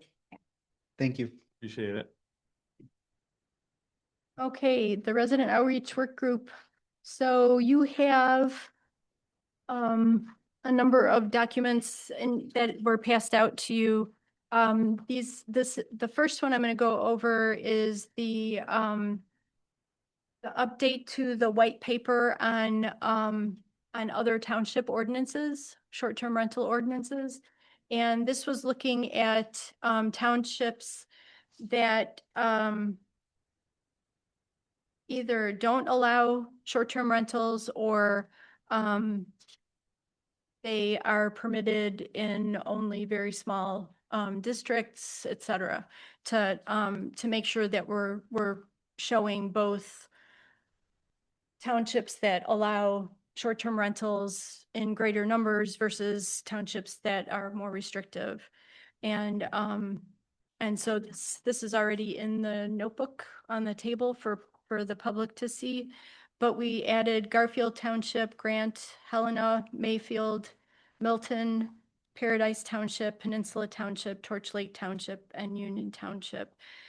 So please take a look at this. Also, I asked you at the, I think at the December meeting, if not the November, if you had any feedback on the white papers that have already been submitted.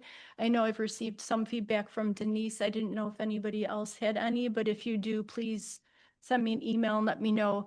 Most of the feedback has been typos and things like that for the most part, right? Yeah. I can add to that but what kind of feedback are you looking for? Any comments about for or against or items? No, it's more about, right now, since this is for the ROWG, it'd be more like if you are questioning whether something is accurate or not. Okay.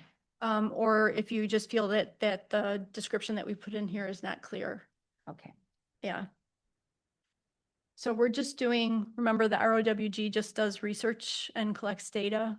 So you shouldn't see anything that's drawing a conclusion. It should just be providing you with information so that you can draw your own conclusion. So if you haven't had a chance to go through the previous white papers, you should have an electronic or a paper copy, actually, I think I gave you, because some of them I couldn't get into our cloud. And then also there's a notebook on the table there that has all the hard copies in it and gets updated as we update them. We're also currently working on the Michigan State law that has been, I think, proposed by two representatives. We haven't been getting any response from their office. We're trying to get the exact wording. The main goal of their proposed, I don't know if it's an amendment or not, but of their proposal is tax related, so that the state can collect money from short-term rentals.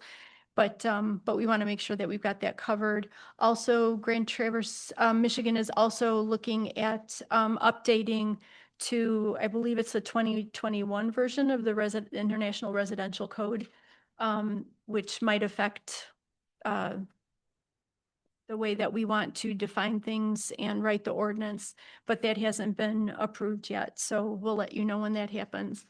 Any questions about that part? I'll go into the other. I have one clarification. You say Grand Traverse is looking to update. No, the state is, but it would affect Grand Traverse zoning. I'm sorry, the Grand Traverse codes because they use Okay, that same code book. for the county. Okay, 2021 version of the international, 21, I'm not positive about that. international residential code. Mhm. Okay, thank you. Okay, and then you've got, this is what we covered at the meeting last night with Bethany from the MSU Extension. And so this is your facilitator guide. You are all expected to be facilitators at the workshop. And so it gives you clarification on your role. And I think one of the most important things is that you maintain neutrality. This is not about collecting our opinions. It's about collecting information from the community. That's the goal of the workshop. And so you are there you're working with a small group of attendees. We'll have a couple people that are working with the Zoom attendees. And you just want to make sure that everybody's participating. If someone is kind of taking over the conversation, you want to step in and make sure that everybody has a chance to speak and share their opinions. And we're going to have a series of colored note cards. The question will be posted on the screen in the gym at Mill Creek, and there will be a timer, and it will that's the question that you'll be working on with your group. And there will be cards for the people in your group to fill out in terms of comments. And then those will get posted onto, I guess, a whole sticky sheet that will be in the room. And that's how they'll be collecting input. It's also important that we understand who the attendees are. So there will also be a card for each attendee to fill out with their name, their address, which is optional. And it also have a series of boxes for them to tick if they're a registered voter, if they are a property owner, if they're a business owner in Whitewater Township, or if they're just part of the general public, so that we understand where the comments are coming from. And that's it for this. If you have questions about this, please I contact me. have a question. Yeah. On that card, tick off the boxes, could you put what district they're in, like So residential? that will be one of the activities. There's going to be an 11 by 17 copy of the zoning map. And so they'll be able to identify the district in which their property is or where they live or have their business. And it will be attached to their card? Mhm. Okay. Okay, so that covers this. And then this is the agenda, which I'll send to Deb to include. Would you hold that? This one? That's this one, yep. So Whitewater Township Short-Term Rental Community Input Session, and that's the agenda. We would like everybody, all the group leaders to arrive by 6:15. And then the public will be entering at 7.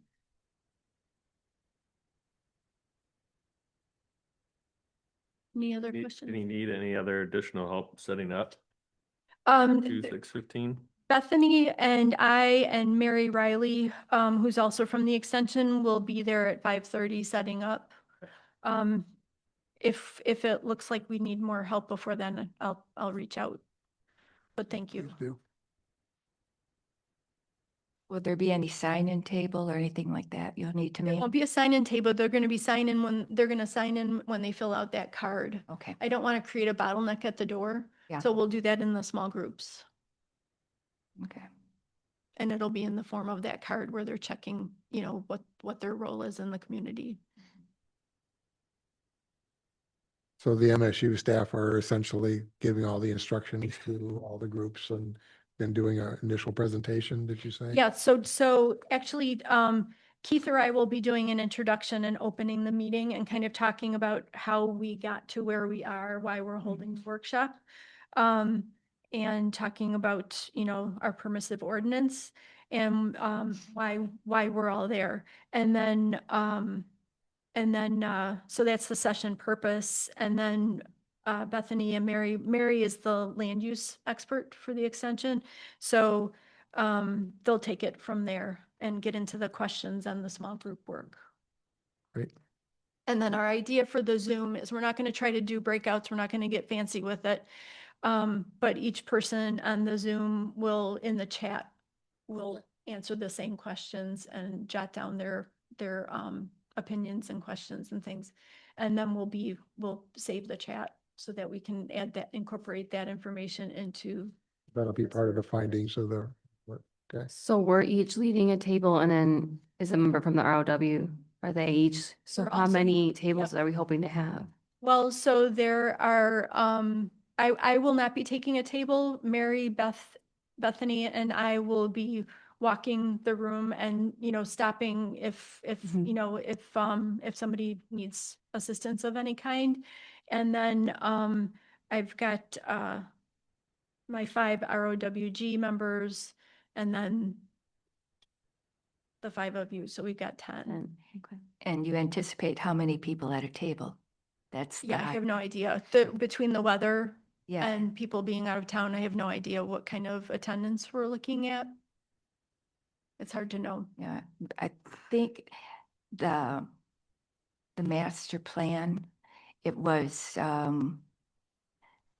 the tables were kind of large. They were the cafeteria table. So the people on one end, it was so loud you couldn't hear from one end of the table to the other end, and that made it difficult. And that's why I was wondering. Yeah, and it's going to be a similar setup. We'll be Yeah. using those tables again. If it works better to have 2 people working as group leaders, with a larger group, Yeah, I don't know. That's the kind of thing we're going to have to kind of play by ear once we see the turnout. So this format has been replicated elsewhere by Michigan State Yes. in their efforts to Yep. work with communities on this topic. Yes. Yeah, and they will not be, we will also have Matthew from Leah, not Joe that we usually have. Matthew will be at the meeting to handle the Zoom portion. And then we'll also have, depending on the number of people that sign in onto Zoom, we'll have 1 or 2 group leaders working with that group as well. Okay, if you have any other questions, please, send me an email or give me a call. This is great. Cool. Okay. Wineries and tasting rooms ordinance.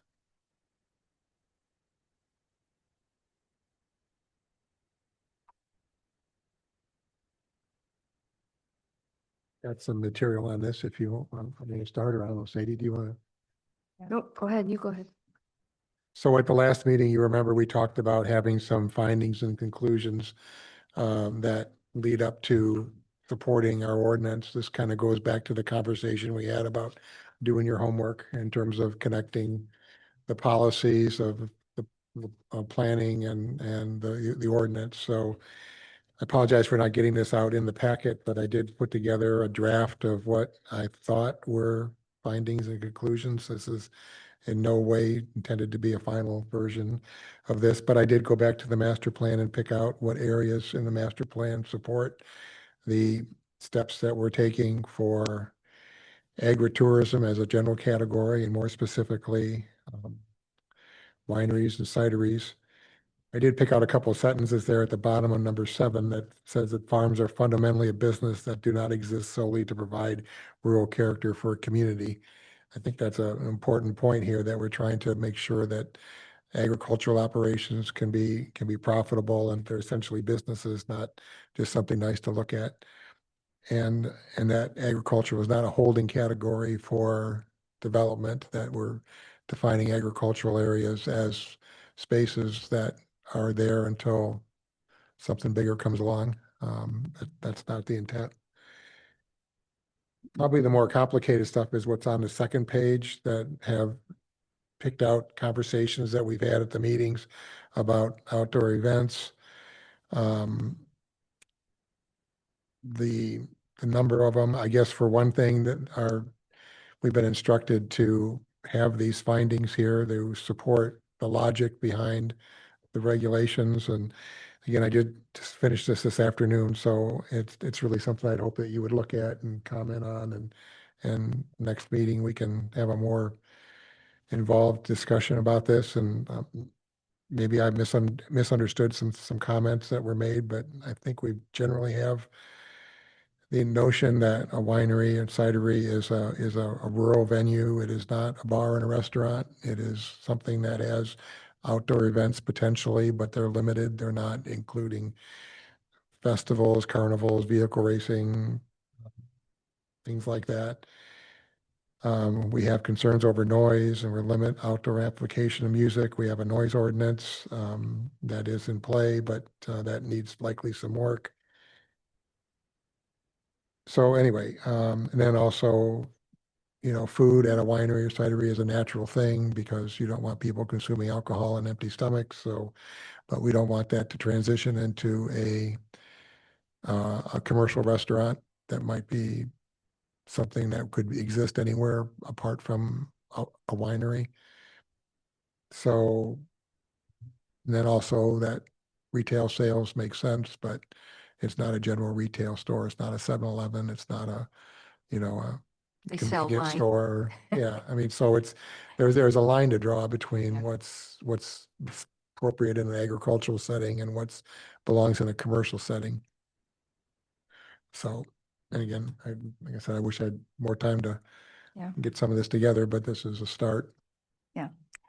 You've covered some of my concerns. One of them I was thinking about, if we reduce the minimum 20 to 20 acre parcels, how many 20-acre parcels are we talking about in the ag district? And I've asked the assessor to give us a list of those.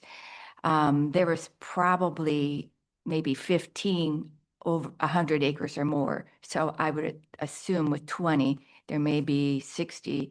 And if you think of Elk Lake Road having 4 cideries and wine, on there, because there's a lot of apple orchards, that will change the rural character of the township.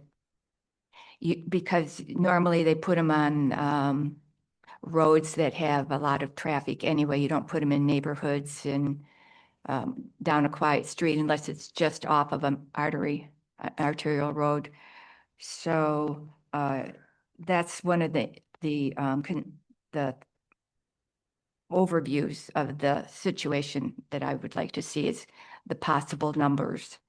And you talk about the farm not being exists solely to provide rural character for a community. That is what they were always saying, is that we're not here for your viewing. If you want a view, buy it. We're here to farm. So if you're here to farm, that would be great to know. There are some large farms that may not have succession plans, and when the owners die, they intend to divide up the land. So it would, in a way, it would be nice to know if people intend to keep farming or if they intend to divide and sell. And some already know that, but we don't know that, but they know. So I feel like that's really personal. I don't think that you can ask people that. And I feel like, well, okay, for like the 20 acres thing, I guess when you're saying you want to know the possible numbers, I'm just confused by that because land can be sold and bought at any time. So the size of a lot can change.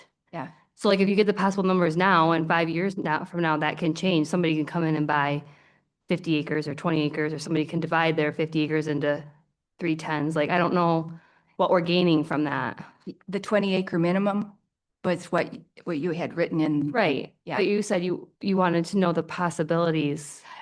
Right now, there are 20-acre or more parcels in the ag district, and we can get a list of them, and there may be, all of them would be eligible to have a cidery.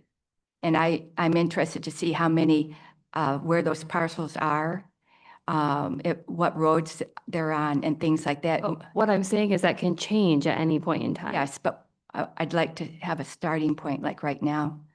I could buy more land tomorrow, but for right now, and I have a certain amount of land. It might be eligible, but Yeah, there's a lot of hoops. I mean, it's not easy. No part of this is, I guess I don't agree with all people that own 20 acres in ag can become a winery. We have a lot of restrictions already here, and then there's a lot more from the state. So there's that. I guess I don't understand that, how weighing possibilities is going to affect this, because like I said, it could change. mhm. Could change next week with whoever decides to do anything. And as far as the second part about asking what people's plans are and if they don't do succession planning. I mean, succession planning is talked about at every farm meeting I've ever been to in my life. At every convention you Yeah. go to, that's what they talk about. There's businesses that's all they do is succession planning. So I just feel like that's a very personal thing to. I don't know. I don't think you're going to get a very good feedback from a lot of the people in our area, because that's like me asking the person next to me, what's your retirement look like? Tell me about your 401k. Like, that's just that's very personal. I just don't think as a township that's right. I don't think that's right at all. Okay. I mean, that's my opinion, but I just feel like that's not right. I have I come from a different background, so it might be in this township, that's how people might feel that way. But I came from a different area where that would not be, something people wouldn't talk about, but. And I think if you look in our area too, the longevity of the names of people that own big farms, their third, fourth generations, I mean, that doesn't just go away easily. That's a huge decision to make. Most people are in it for a lifetime. Yeah. So I don't know how we can use that to weigh our decision on this. I guess that's just kind of confusing to me. I think I agree with what you're saying. I don't think it's going to help us or build any goodwill to go around asking that question. However, I think in terms of, if you want to know as part of your research, if you want to know the number of 20-acre parcels and above, if that's going to help you reach you know, an understanding on what you can support and don't support, then that's fine because that's part of your own research. But I don't necessarily think that it would sway my feeling, you know, for instance, and I think what Sadie's saying is it's, you know, it's too fluid. So it's not something that she would take into consideration either, but there's nothing to keep you from doing Yeah. that research. Yeah, okay. I don't have the final say on this. I'm just No, expressing my it's- opinion. Opinions are welcomed. So the other thing was the noise ordinance. It was mentioned that it's hard to measure the noise level, and our noise ordinance does not give sound ratings in SOHMs or decibels. A lot of ordinances do, and it is easy to do now because there's like 4 or 5 apps you can download on your phone for free, and you just turn it on and it'll tell you. So that would be something that we could put into the noise ordinance. The other part would be music I guess close of business or operation hours. I was in the court case, it said they had vague regulations on the noise ordinance, on the noise level. And so thinking about this, to keep a rural character, it would be better to have the noise inside the building and the music at 10. I've been to a lot of weddings or whatever. You ended at 10 and it takes a half hour for everybody to leave. If you're at a hotel even, you never get out of there without a half hour. So if the program ends at 10, that gives the time for people to talk afterwards and get in their cars and leave within an hour. Excuse my voice. So that was my thought on that. I don't know how that would work with tents. That would be another discussion.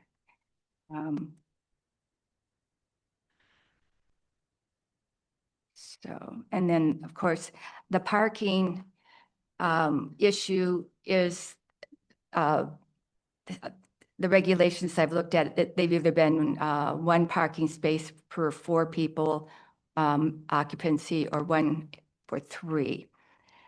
And then there's a thing called deferred parking where you can have additional parking set aside that you know what you can use, but it doesn't have to be a parking lot, like part of your yard or whatever.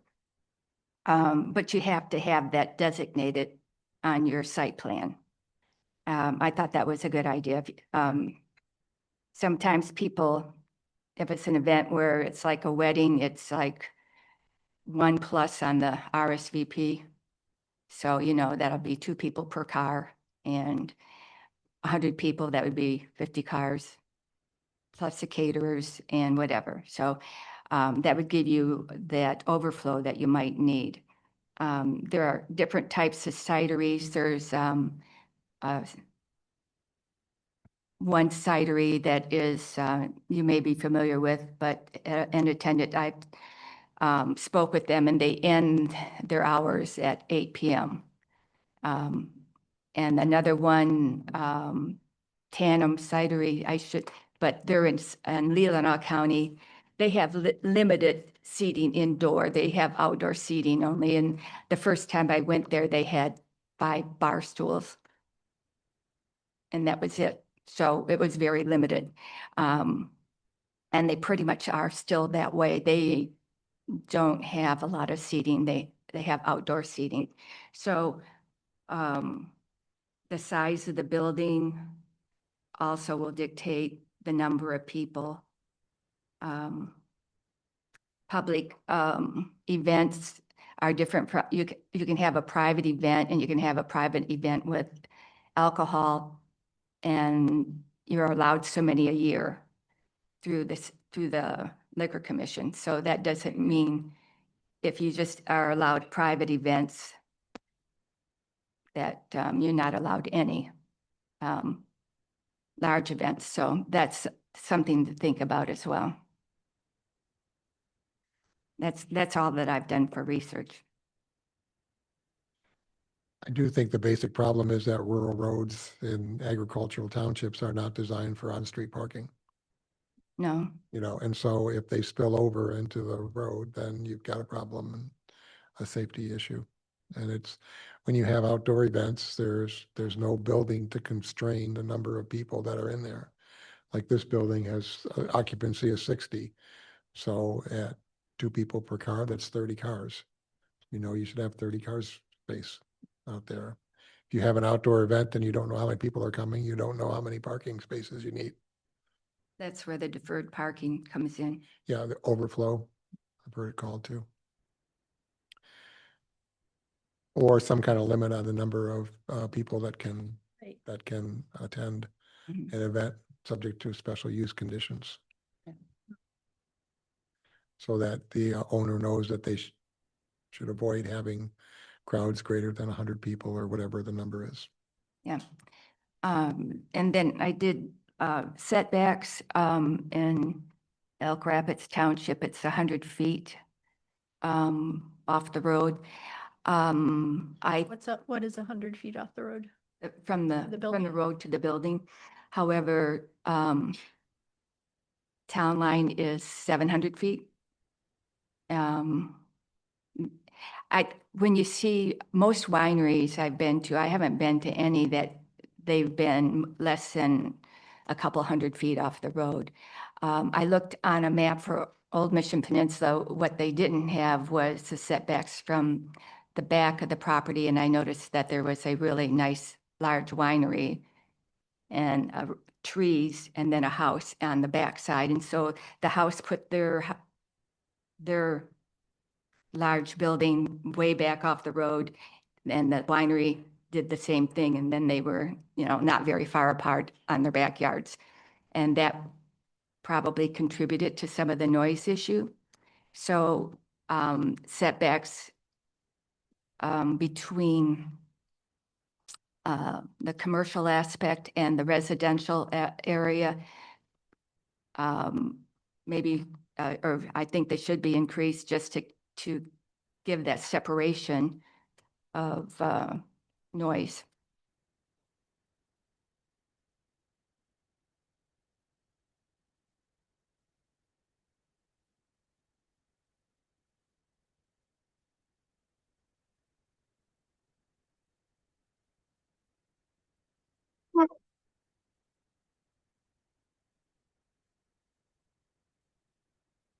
You're referring to like a neighboring property? Yeah, yeah. When you have the winery was it's a large one, and they're set way back off the road, and you wind through the, you know, the vines and everything to get up to the building. Almost every winery I've been to has been like that, but no one thinks about the setbacks behind the building, you know, to the adjacent properties. And if you have residential area right behind it with like a, you know, like even a 50-foot setback, it's not enough to keep the noise out of their area. So right now our minimum rear yard for agriculture for A1 is 30 feet. yeah. I don't know if we have any regulation if it abuts up to a residential area, or some do have that. So that would be my recommendation. And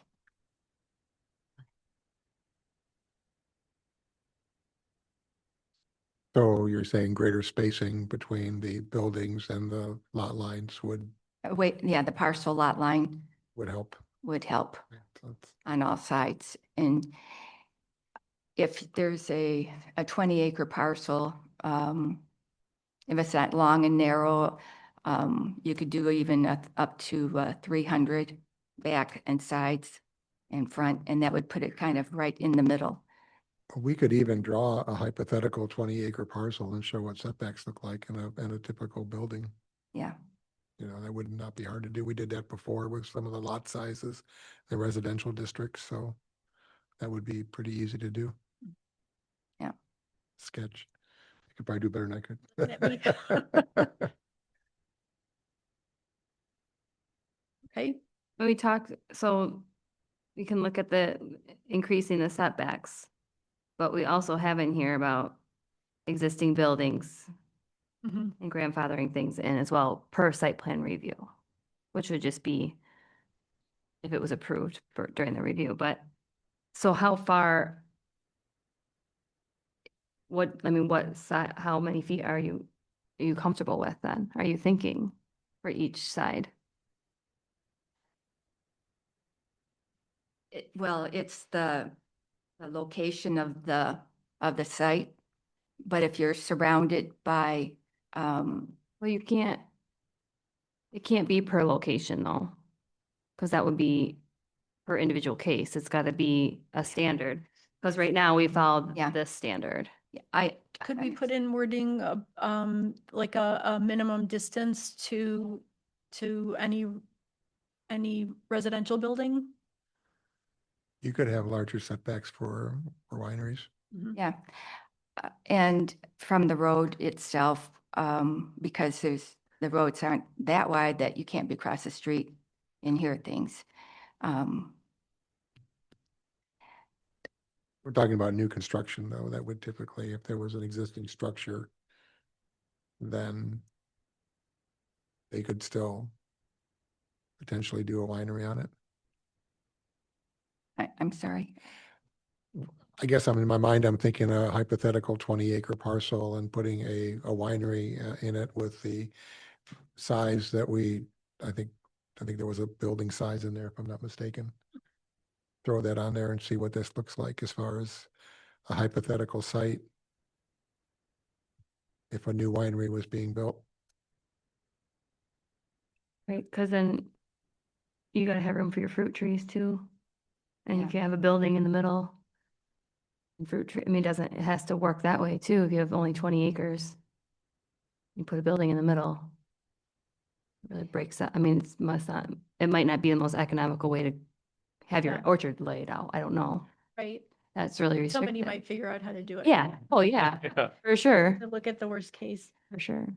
It, y- and then you're not limited to the produce or the product from the 20 acres. Most of them say that over half of your land has to be from, planted with the product that you're dealing with there. So, but there's no restriction on obtaining, fruit from other farms. That was one of the rulings in the court case. Because they were limiting interstate commerce or something.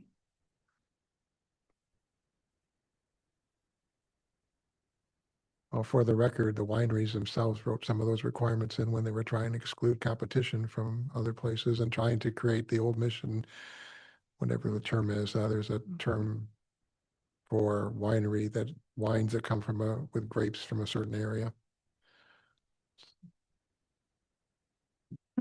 So a dimension of a 20-acre square would be about 933 feet per side.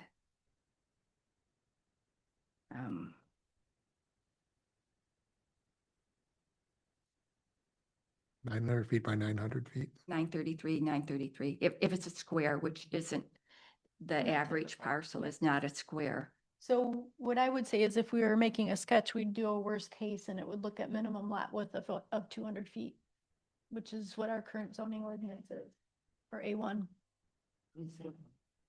Minimum lot width of 200 feet. So if somebody has a really skinny long, parcel, work. right? Yeah. Yeah, that's the consideration. We're here to give an owner the opportunity if they fall within the parameters. We're not here to say whatever you want. We have to do something that would blend in with the surrounding community. A lot of the, in the ag district, it's the 40,000 square feet minimum, which means some farmers may want to, in the future, subdivide into a subdivision, and not knowing this, this would change their plans completely if they didn't, someone was permitted a winery and without any setbacks, and then they know that their limits would be, they would be limited on what they could build up to the property line. That happened in the industrial expansion. The neighbor had plans to put in a housing district right there, and he felt like his plans had been ruined. And I think we need to take that into consideration, what the neighbor's plans are with their property. And you can't ask them, are you going to subdivide, or what are you going to do with your land? You can't assume that someone isn't doing that, even if they don't tell you, because they may feel it's none of your business. So you have to. But I think you can't know either. I mean, the person that owns the property may not know, just like they may not have their succession plan in place or whatever, right? Yeah. I mean, there's something, something traumatic happens and suddenly they need the money and they have Yeah.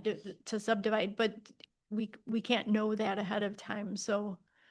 Yeah, and I don't think that we're saying to do this with no setbacks. We put setbacks in here, but if we're not comfortable with those, then we need to propose some that we're comfortable with, because I feel like we've circled back to setbacks several times. So if we're not comfortable with what's written, then we need to find out what we want to put in here instead of just keep talking about it. Like, Yeah. okay, what is it? What is it that we want to do? Because I'm happy with 300 on sides, back and front.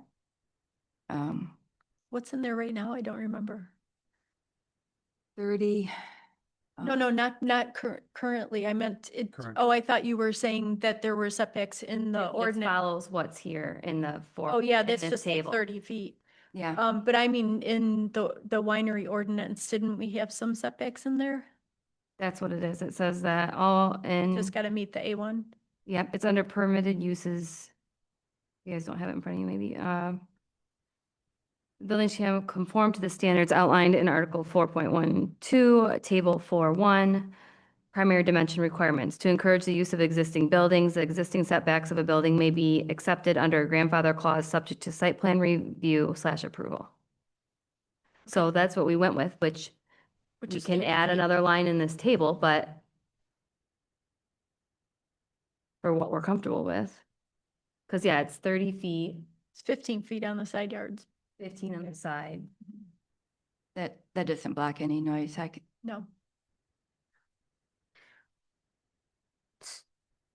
So those setbacks, I mean, this is a special use in the agricultural district, and there'll be standards that'll be listed there. And we can increase the setbacks for Mhm. wineries specifically. Essentially, it's a commercial operation in a agricultural district. And that's the point is you're trying to move the needle towards the commercial, but not put Mr. C's on a 1 acre lot on Elk Lake Road and call it a winery. Yeah. And the other part of it was that as I was thinking about this, we didn't even consider the commercial district, which this would be one of the few things that could go in the commercial district without septic and water. They could put in their own sewage system and and But you could have a winery on a commercial district. It could have gone into Mr. C's, for Yeah. example, and there you but we didn't have the ordinance. So with Mr. C's, he has a C-class liquor license, and we only are allowed 2 based upon our population. If we put in a tasting room on 73, on 72, that would essentially give us 3 operations that could sell alcohol. And that may give, someone an opportunity that we don't even know about coming into the township. And we already have a designated area.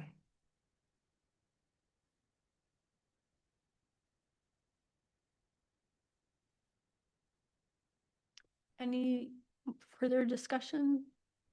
So I'm happy to work on some kind of a sketch to help us make a conclusion. On setbacks. Okay, I'm gonna move along if that's okay. Yeah. Outside venue ordinance update, there is no update. So we're moving on to new business yearly bylaws review.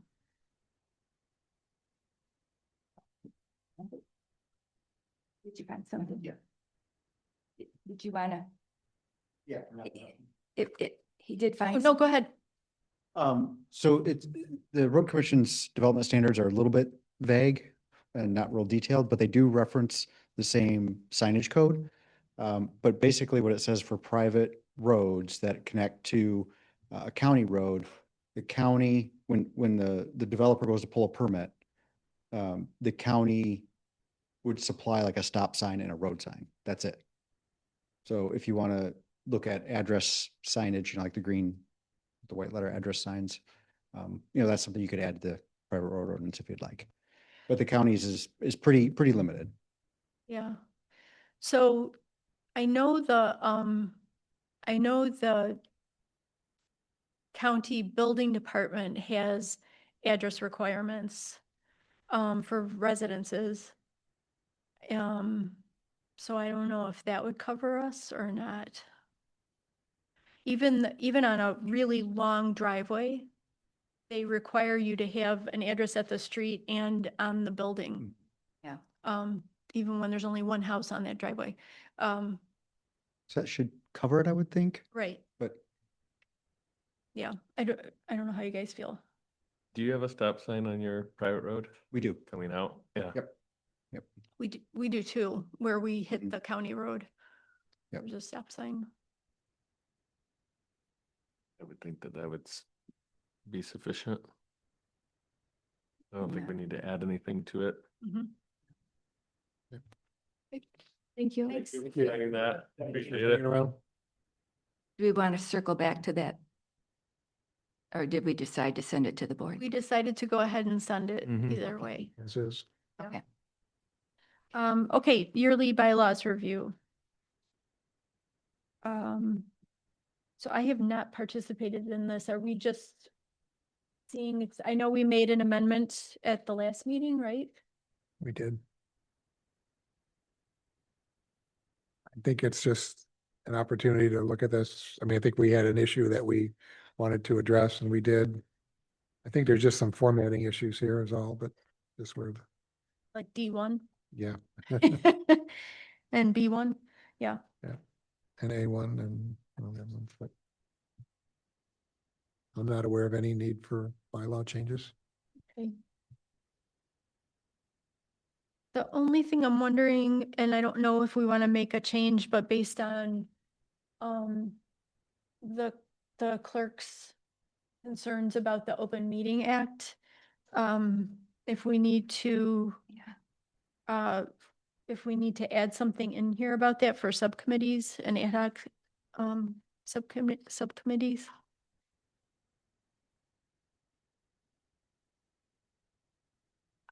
I was wondering, I was reading that because we had some discussion about the Open Meetings Act with the ROWG and this says the subcommittee is not. I thought subject to it. And I thought we changed the name to get away from the word subcommittee.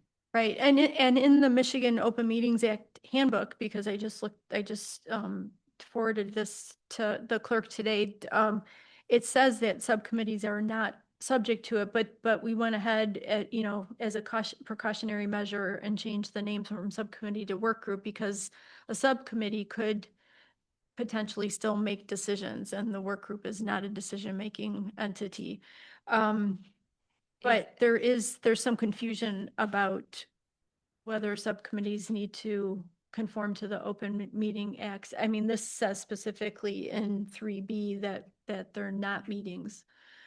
But- the Open Meetings Yeah, Act. but I think that conflicts with what we've been told, Mhm. and we need to have that reviewed. I think we do as well, Yeah. have that reviewed and looked Yeah. at in terms of, there's been prior legal guidance that led us to that point, and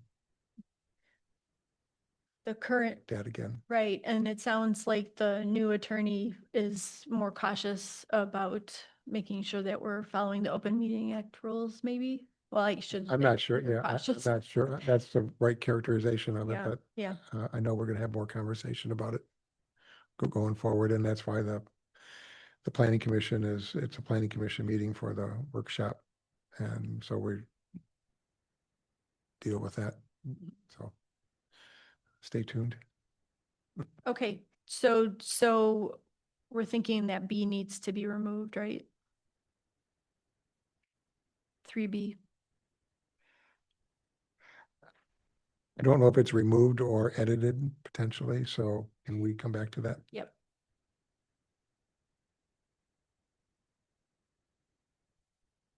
Okay,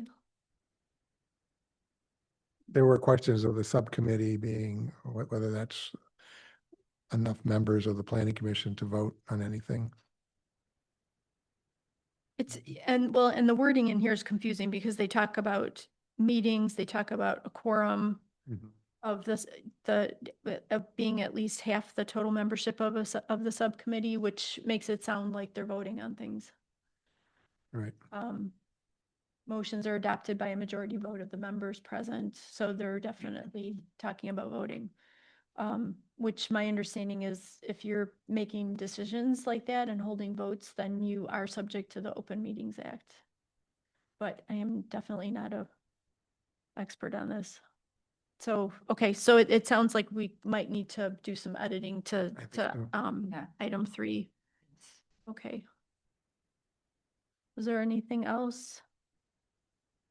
I was somewhere in here, I saw the annual report. Person was to be It's the beginning, I think. appointed at the beginning of the year, which we have never done. Doesn't mean we have to.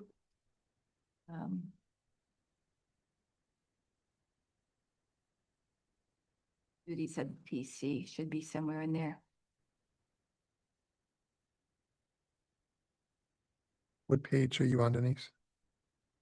I have a wonderful computer that doesn't do what I, when I hit there's something going on with this. I haven't quite figured out what, but it's not going the way I want it to.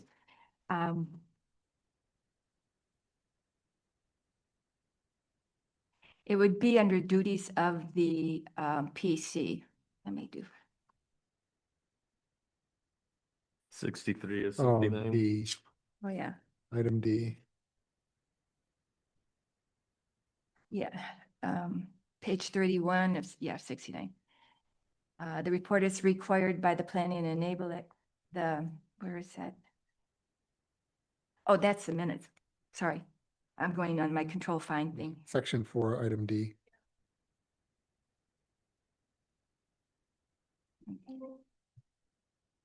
Beginning of each year, the chairperson shall appoint one member of the PC to prepare an annual written report of the PC's accomplishments, development, and planning activities for the township board.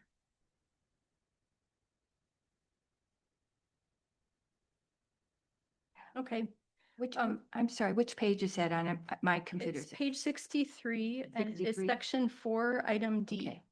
All right, just type in that.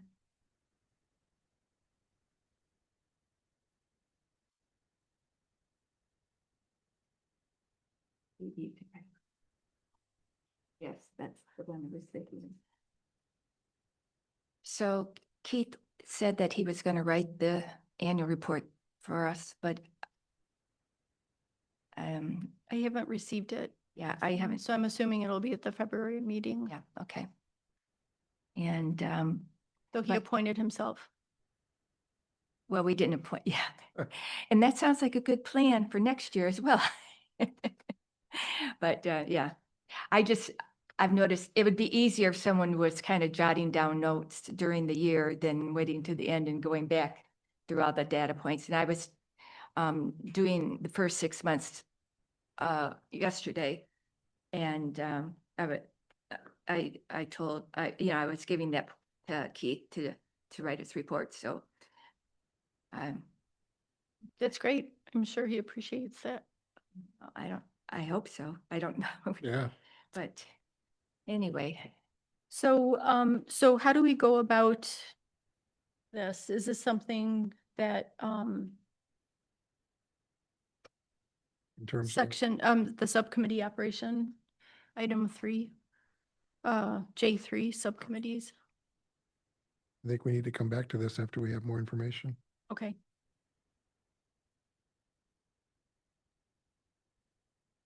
Okay. I'm gonna move on then. Okay. Election of Planning Commission Chair, Vice Chair, and Secretary. So the way this works is we need a motion to nominate. There might be multiple nominations. The nominee must accept the nomination, and then there would be a second to the motion and then a roll call vote. And so I'm going to move to nominate Keith to continue as Planning Commission Chair. But he's not here to accept. I don't know if we have any other nominations. Does anybody have anybody else they want to nominate?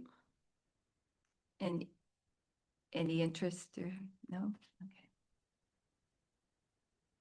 Okay. Okay, so then this would be, do I move to table it?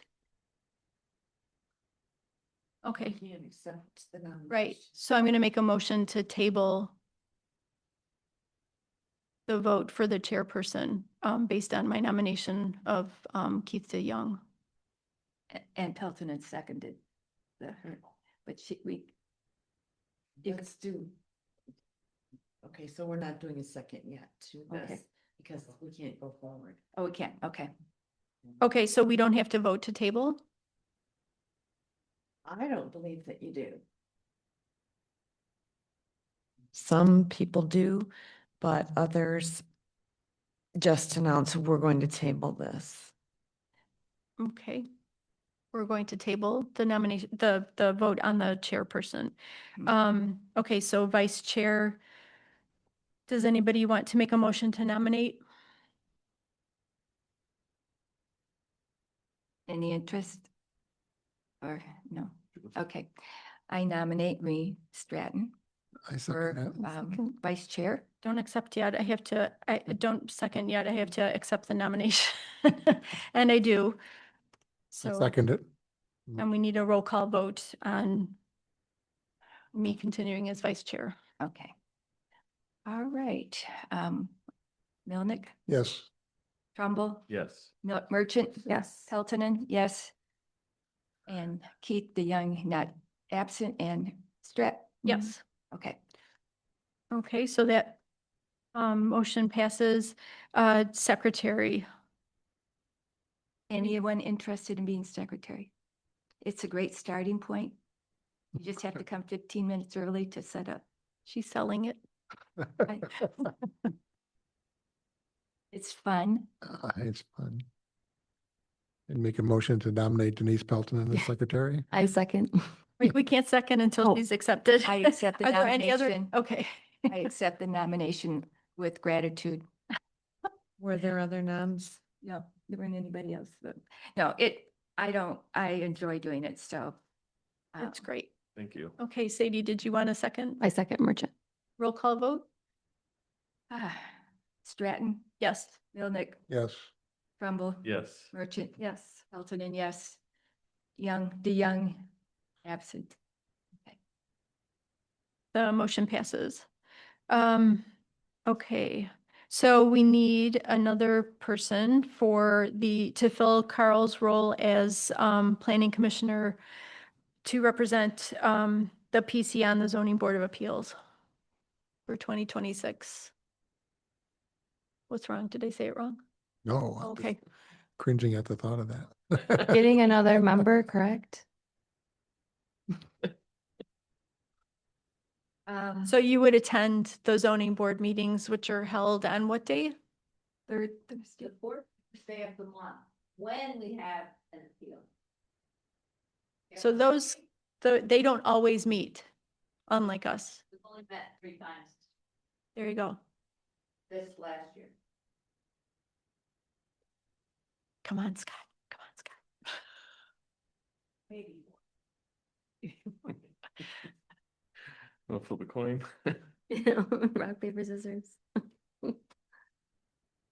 Oh, boy. I can do it. Oh, thank you. Okay.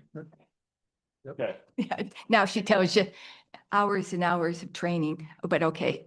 Appreciate that. No, thank you. Thank you, Scott. Thank you. Thank you. I nominate, can we nominate Scott Trumbull? Do we need to vote on that one? To appoint. Yeah, Point? Oh, yeah, Okay, so- appoint. right. That's not a Okay, nomination. great. An appointment. It's even So better. you moved to. Excuse me, I did have a question here too. You moved to appoint or recommend appointment to the township board. Is it the township board that Yes. ultimately appoints? Okay, Yeah. I believe so. I think so too. So it's a motion. Is that- okay. Doesn't appoint that person. Okay, I wasn't Okay. positive on that. okay. If your representative is Okay, so I move that we appoint Scott Trumbull as the PC representative to the Zoning Board of Appeals for 2026. Can I have a second, please? A second, Merchant. And roll call vote? I won't start with you. Merchant, Yes. Pelton, and yes. Stratton, Yes. Milnick, Yes. Trumbull, Yes. the young absent. Okay. Moving on, the resolution of, resolution number PC 26-01, the 2026 meeting dates. Which I thought they're in here somewhere, aren't they?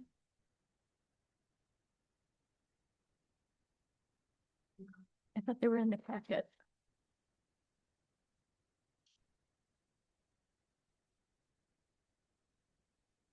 There they are. Okay, so this is page 69 of our packets. Does anybody have any issues? I think the only date that differs from the first Wednesday is the September 9th meeting. Because of the Labor Day holiday. I didn't know if anybody had an issue with the Wednesday, July 1st meeting. That was the only other one that I thought might have the potential.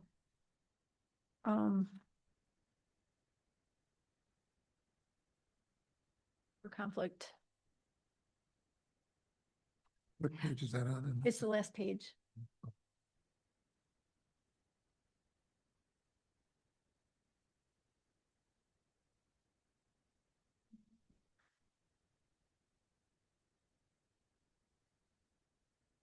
No.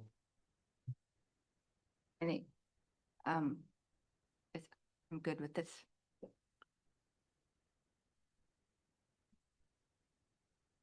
August 5th.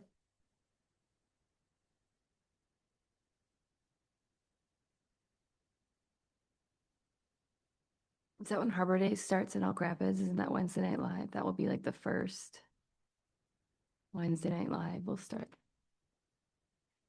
It's a rough one for me, but Okay. Is that the first day of Harbor Days I believe, for 26? I believe so. Okay. Let me look, unless they. It's hard for a lot of locals. I don't want to take away from.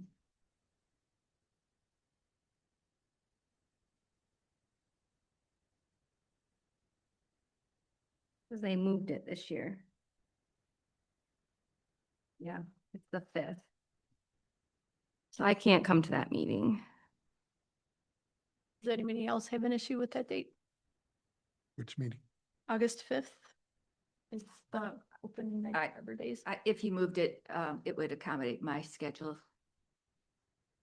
I would, could have a different, I could make different plans. So that's, I can make the meeting. Yes, I can, but, I could extend, time away from the area if we changed it. well, how about, if we leave it for now as written and, as we, when we get to the June and July meetings, if it looks like we're not gonna have a quorum, we could, change the meeting. Does that make sense to do it that That way? makes sense. Yeah. It's way out What do you there. think, Randy? Yeah, that's just.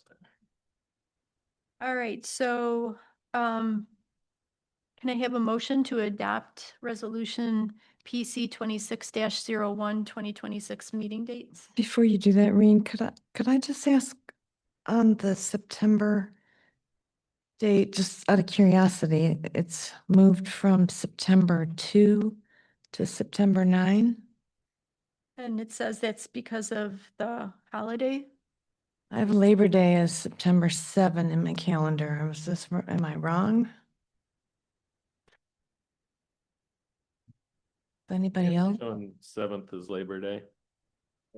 Okay. So I don't know that Oh. conflicts for either week.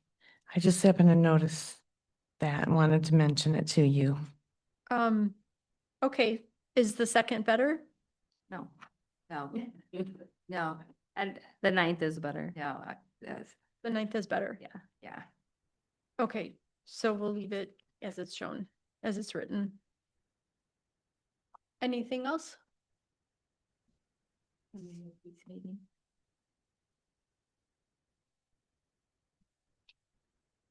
Yes, I just wasn't sure what the conflict was with the Labor Great. Day, so. Great, thanks. Okay, go ahead. Sorry. So I just needed to circle back to the ZBA appointment. Our bylaws say the PC chair shall provide a supervisor with a recommendation for appointment following consultation with the PC membership. So it's not, it's the PC chair provides the supervisor with a recommendation for appointment. Oh, so we're making it. Yeah.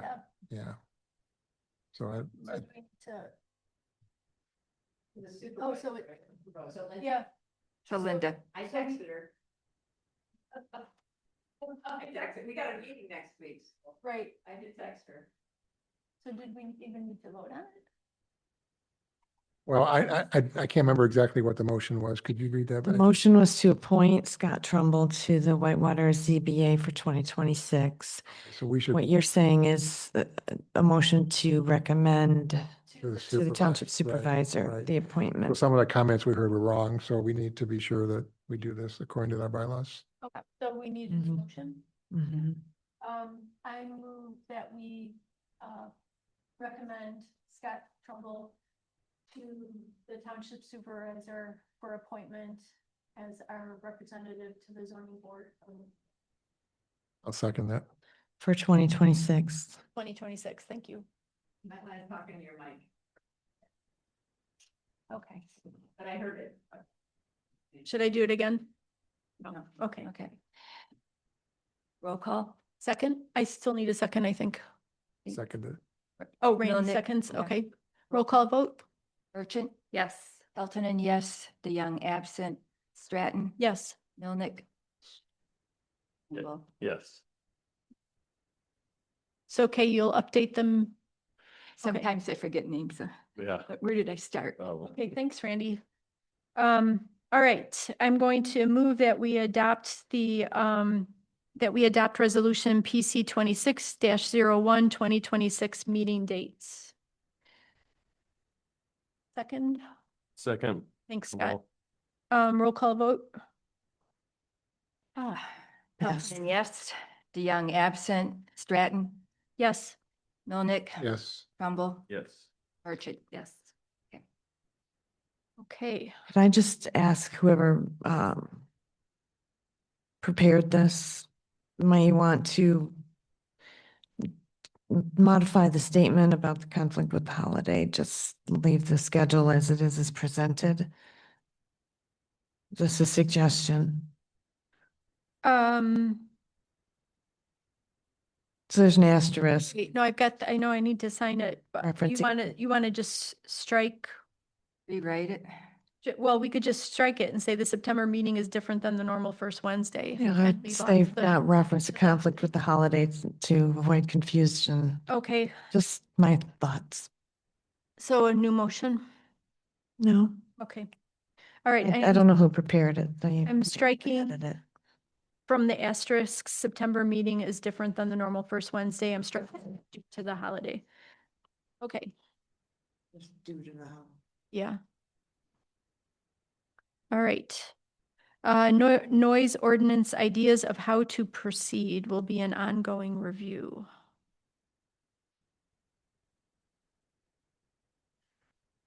So we're looking for ideas on how to proceed. That's a general ordinance for one, of course, and I will, in my mind, it follows behind any completion of the winery ordinance. Okay, If in fact the town board even wants us to look at that.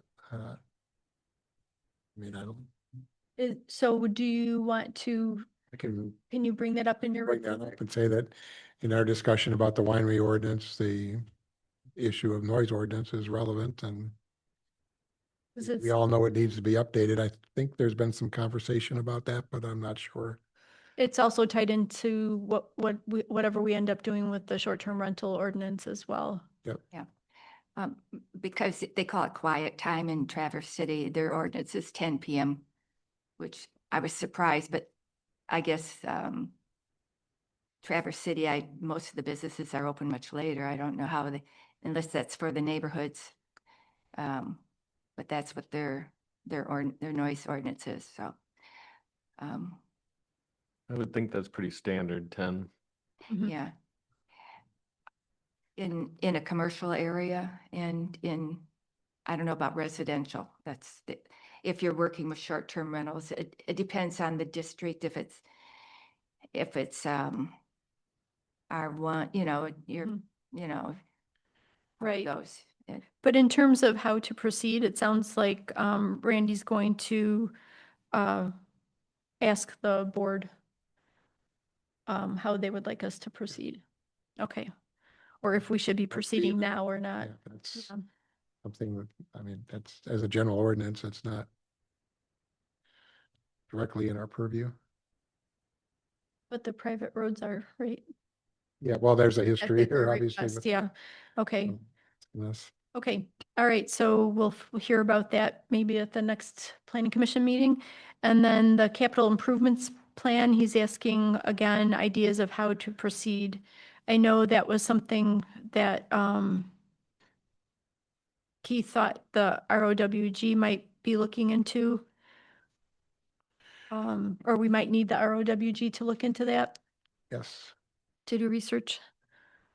So just in terms of an update, I prepared a request for qualifications for architectural services to help us begin to evaluate buildings that the township has. There was a study that was done before that began to investigate the functionality of this building and long-term planning for the township in terms of a township hall, fire station. This is all very long-term kinds of questions.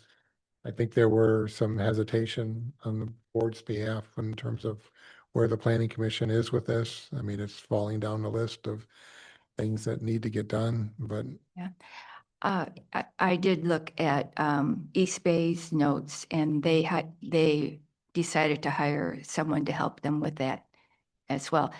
We've never done one before, so I looked at one in a rural township in Leelanau County, and it was really basic, 1, 2, 3, 4, this is what we have, this is what, and that was it.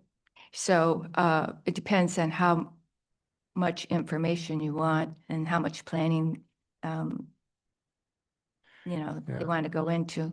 I don't think anyone's in a hurry to build anything large and monstrous now, but at the same point is, you've got to have some long-term vision for what you're going to do. Yeah, the village district.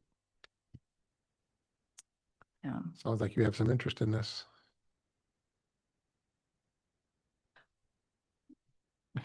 So note to self, be very quiet at meetings.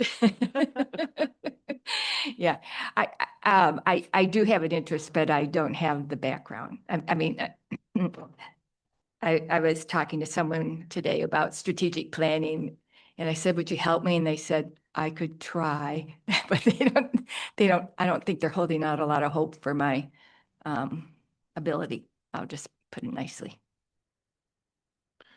Have you gotten any responses from the RFP or? No, we did it- didn't release it. Oh, There you was- didn't release it, There okay. was a question about it. Are we ready to do that or not?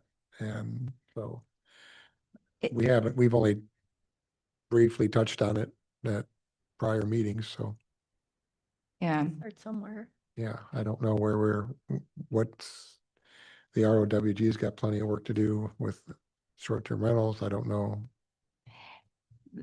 that's the situation that we're in, where we have a lot of different things to work on and not enough time. And we have to prioritize them. And part of the annual report is what we want to accomplish in 2026. So we can compare at the end of the year if we did what we said we were going to do. So for 2025, we wanted to complete the master plan, and we did, and the zoning and ordinance were reorganized. And that was completed. So we've kind of accomplished the missions for 2025, but we need to figure out what we want to do in 2026.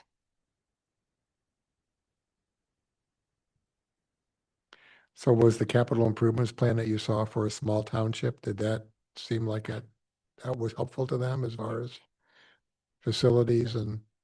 It was very rudimentary. And I can look at East Bay's and then find out who helped them with it and then how much it cost. Because it's all about the cost of the product, and we have limitations. But we do have a budget coming up, so. Yeah, I am curious to see what they did. It's a much larger township than we are, but still. Didn't Tim used to do this for Traverse City? Tim Aarons, didn't he do? No, he was the finance and light and power guy. You know, when David Bosler was on the planning commission, I knew I was kind of excited because he had some background in capital planning and he was anxious to get into some of this, but obviously that didn't work out. Yeah, and there are, I know that some of you know a lot of people in the township and with the management background, company management background, where you do strategic planning and things like that. So you might ask them if they're interested in doing something like this. It would be a project. It's not something long-term, because we need to involve community members. I know, I don't know if I know financial planners, but I don't know what aspect of if it would apply in this situation. So I do think Tim is one of the proponents of doing a capital plan, for the township and trying to map out where our obligations are in terms of, this building, the fire station, where are we 20 years from now? yeah, That's why it seems like the RFP is an initial step to take. Can bring back to the next meeting if you want. Get your thoughts on it. I should have probably included it in this packet, but I didn't. It's 9:59. We have public comment and any PC discussion and comments left. Do we want to make a motion to continue? I don't think it wouldn't be much past 10 o'clock. why don't we continue and see if there's any public comments? Right, so I still need a motion to continue beyond 10 o'clock, right? I'll make a motion to continue past 10. Second? A second. Oh, you said, Randy second? Okay, roll call vote. Oh, no, we don't need roll No. call. All in favor? Aye. Aye. Okay. Okay, Motion passes. All right, so we have a bunch of meetings coming up. Monday, nope, not Monday, the 19th. That one is canceled. We have February, I'm sorry. We have a special meeting / workshop on January 21st at 7 PM at Mill Creek Academy. Don't forget, you need to be there at 6, what did I tell you? 6:15. And then we have our another special meeting on February 4th, and it is a special meeting because we're changing the time. The start time is at 6 PM. And that will also be attended by Giffords Webster, who will continue their review of our zoning ordinance. Okay, I'm going to open the floor for public comment. Anybody?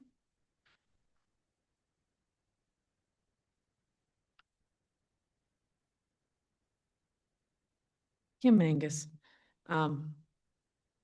You guys covered a lot of territory tonight. And I want to congratulate you on that. I have a few notes on the private road ordinance, but that has moved on to the board, so I'll simply shift those, a few minor tweaks, I think that got missed, little things here and there. The primary thing I want to share with you guys is I was very concerned when you talked about your opener for the meeting coming up on the 21st. Correct me if I'm wrong. This is community outreach to find out what the community thinks and feels about short-term rentals. You are going to open that meeting by telling them, you need to be open, honest, tell us what you think and your name and address so we know where to find you. I think you really need to reevaluate that. Number one, I don't think it's legal. I completely understand wanting to know who said what and where in the township they live. But with an issue, even if we have no intention of taking someone to court right away, with an issue where someone is coming forward and sharing their thoughts on short-term rentals, I'm an owner. I have one. I use them. My next door neighbors, all of those things are potential points of litigation. So I really want you to consider the legality of mandating name and address. You can ask for anything, but I don't believe it's legal for you to require it. And also just the sensitivity. Yeah. You can't be asking people to be open and honest on, throw out your Fifth Amendment, confess now, make it quick and easy. This is a touchy subject. If you want to get honest input from the community, you can't start by asking them to confess to something that could get them in trouble. Name and address, you have a short-term rental. Can I Boom, comment? you now have someone's address. The address was optional. Okay. In your discussion, that you didn't say, we will ask for an optional name and address and location. And that might be what it's like on your forms and your paperwork and the stuff you have set up for the event. But that was the first thing where bells and whistles were going off. Wait a minute. You can't ask for them to open up and shut them down at the same time. So if that's what you're planning, that didn't come across in your internal discussions, and I understand that because there's a difference between public exposure and internal conversations. But that was my concern. I'm glad that that's not the intent because I don't want to see folks get scared away, and it's a real easy thing for them to get scared away or intimidated into not participating and speaking up. Okay, thank you.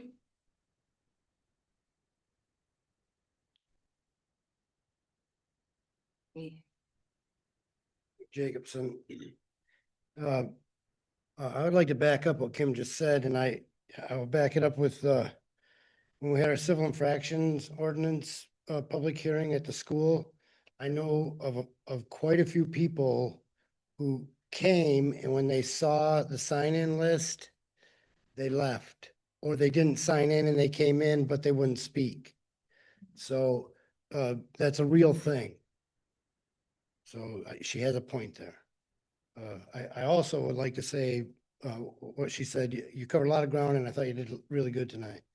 Sadie, I think you did especially good tonight. I'm very proud of you. In my eyes, you seem to be getting comfortable in your seat and doing a good job. So congratulations. On this winery thing, I wrote down a couple little things I'd like to say. Don't let the setbacks get too extreme. Each farm, each piece of land is different.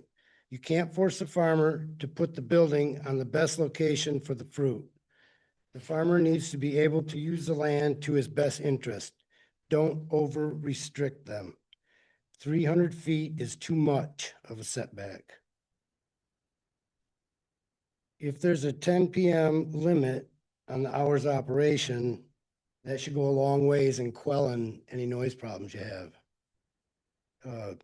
And with all it takes to run a farm, spraying, harvesting, trucking, maintenance, a farmer is well adapted to getting along with his neighbors, and he wants to get along with his neighbors.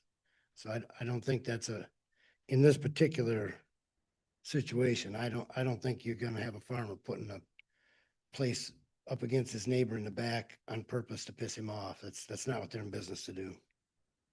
Did a good job tonight. Thanks for everything. Thank you. Okay, PC discussion and comments. If I did not make it clear, the card says that the address is optional. Heard it loud and Okay, clear. thank you. Yeah.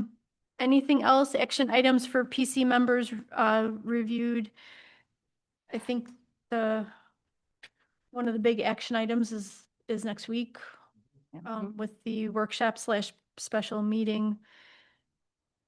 What else do we have? You've got some things that you're going to take care of with the board. Yes, I just want to thank you publicly for all the work that you're doing, trying to put this together and leading the ROWG. And this is a ton of work that is moving along very well. Thank you. I appreciate that. I am looking for a second PC member to join me on the ROWG. There's supposed to be 2 PC members on there, and David was the second one. Oh, that's right. So if anybody has an interest in doing that, we meet on the first Tuesday of every month. Anything else? I agree with the public comment. Some people will not speak at the short-term rental sessions, and I would, if they give their name, they don't want to give their name. I myself am reticent to go to public meetings and talk, and here I am. I mean, you can probably tell I'm not a public speaker. So one of the comments I had from somebody, and you may have heard it already, was the flyer that you sent out. It said the short-term rental study group, which implied to on the flyer that you sent out, the postcard. What was the title of it? They said that gave the impression that short-term rentals had been we decided to have them. It was just how to regulate them. And it gave that implication. It wasn't like nowhere did it say we don't allow short-term rentals. And they think it would be confusing to somebody who hasn't been following the issue at all. And surprisingly enough, there are people who haven't. Yeah. I thought it was wise to not have a lot of information on there to say, to get into some long explanation of things, to just say. Yeah, It does say we're gathering community input on this issue. Yeah. So yeah, I mean, I understand that it could be read that way. Because we're so involved in it, we don't even see the bias in that. Was what they called it, was bias. So I think when you start out the meeting, you might mention that as at the very top, that short-term rentals are not allowed in the township at this time. Yeah, that's part of the And, opening yeah. statements. So I thought it was a really good thing in the mail. I loved it. Very clear. Yeah, If you read it, it's very simple, straightforward.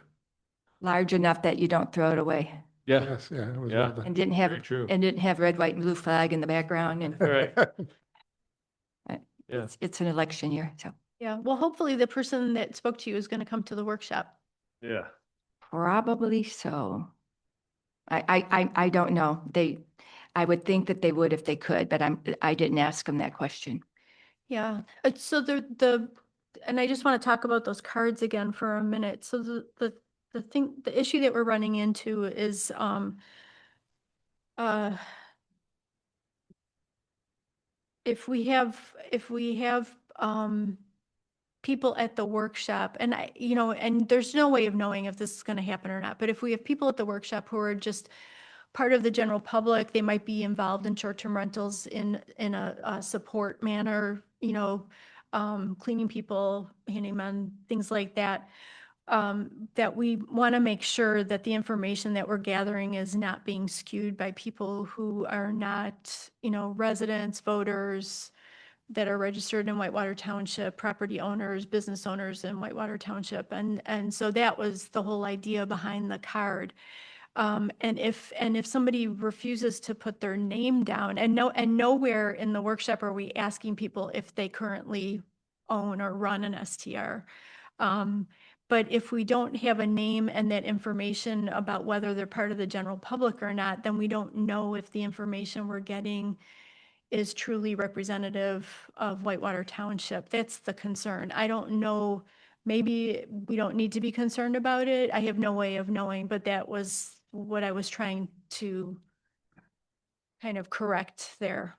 And I if you think have that another there's nothing wrong with suggestion- like saying that at the meeting too, like before we start and before we ask them to write that, like explain why we're asking for their name and their address. And if they don't feel comfortable, they don't have to, but this is why. And I think if they hear that, they're gonna understand like, oh, okay.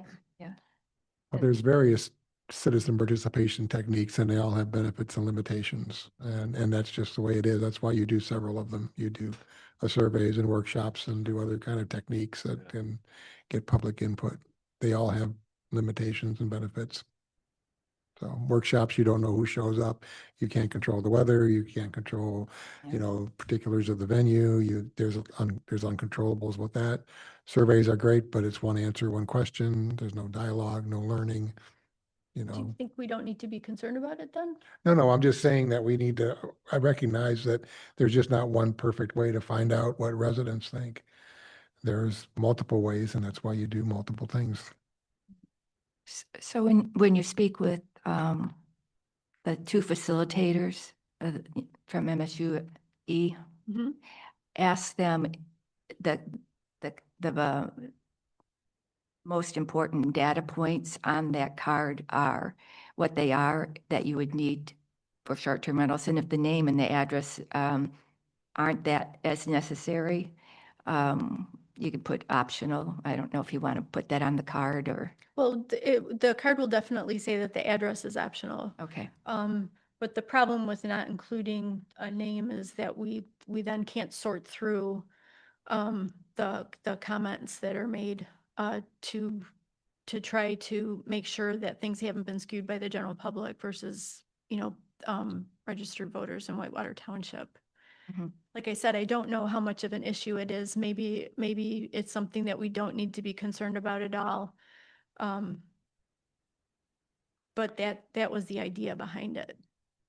I think a lot of, if most of you've had a lot of public contact, you know a lot of the people in the township anyway, so you'll know if there's someone that you haven't seen before, maybe. Mm. I don't know. All right, well, we'll keep working on that.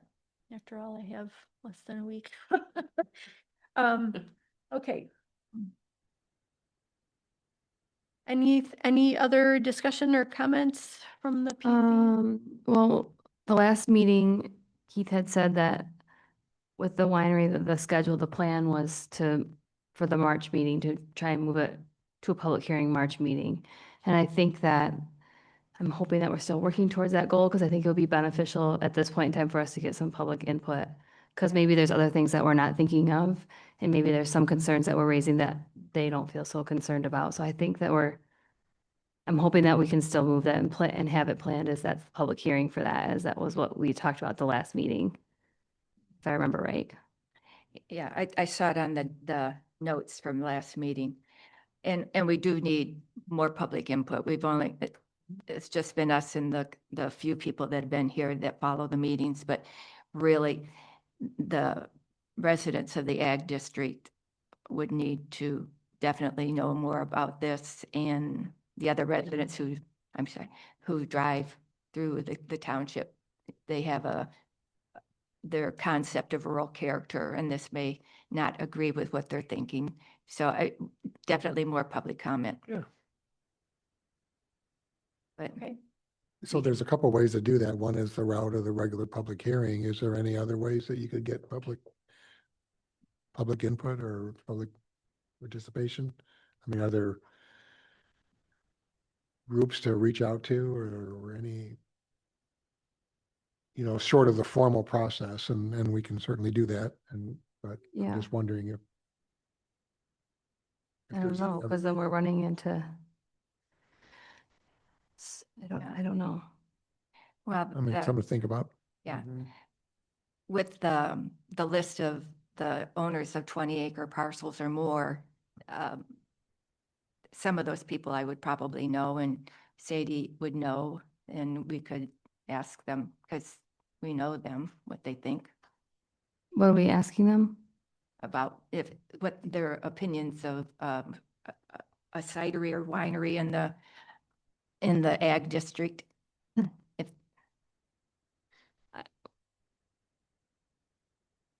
I guess I'm just confused why we ask people with 20 acres. Why are we asking them? Because that's it what affects we everybody. put that in the ordinance, we switched it from 100 to 20 based upon a Right. It request. has to be a 20-acre parcel is what we said, but Well, maybe you're just asking People we know. I live, farmers in general. Maybe it doesn't matter what size their properties are. What do you think? but what are we asking the For feedback, farmers? Because it's more that it affects Yeah. everybody. anyone in ag, yeah. So we all live in ag, not all of us, but most of us do. So we know what the neighbors around us. And we can start with them and then have a public hearing if you Just want. brainstorming ways to get public Yeah, input right. besides the public. Yeah. hearing. Yeah. And the public hearing is fairly formal, you put something out there and then people say, I mean, it's almost better if there's a way to do this. I don't know that there is, but a way to get some input before you actually have an amendment out there that is the subject of a public hearing. I don't know, just something to think about. I don't know if there's Yeah. any trade organizations out there or any groups of farming interests that you could reach out to get some input from them. Maybe you guys know. I mean, am I asking from like how they feel about opening a winery in Whitewater Township, or I'm asking people how they feel about one opening? And I guess I'm confused at who Well, I'm you're asking. basically opening up the possibility of a winery going on everything in 20 acres or more in the agricultural district. So what's people's thoughts on that?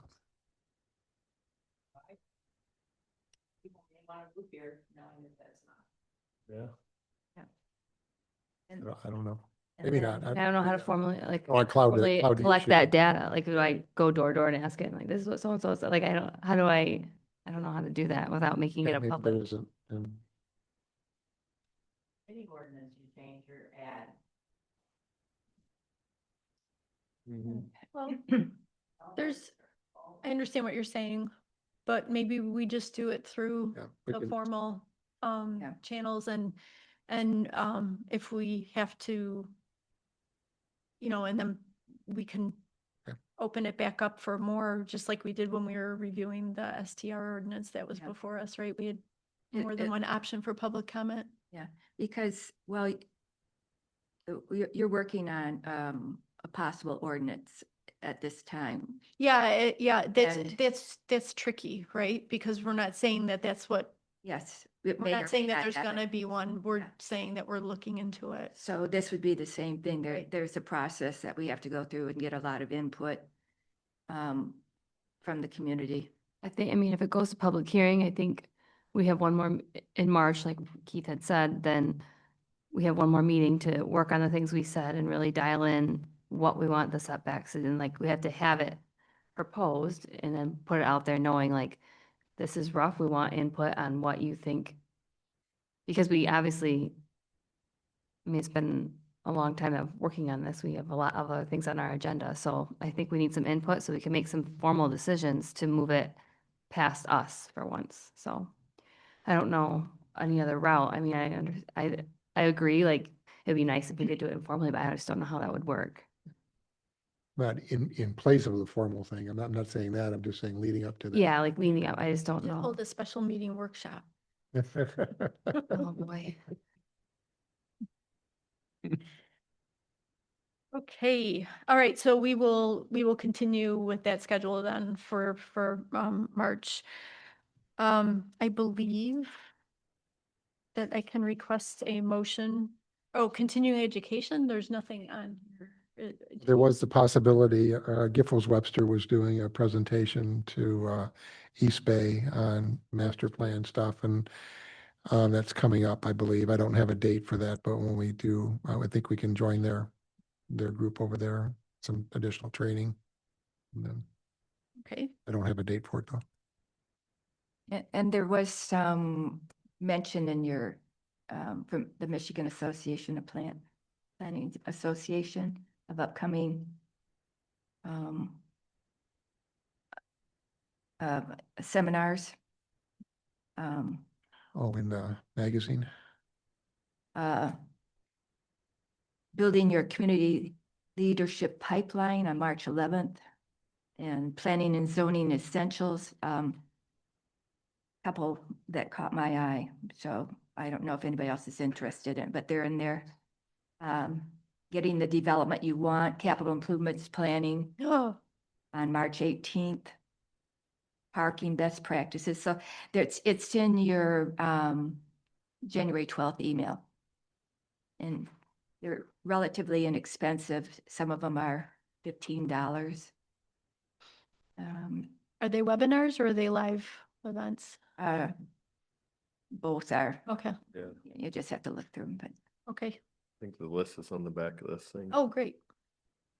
there you go. I have a motion to adjourn. I move that we adjourn. A second. All in favor? Aye. We're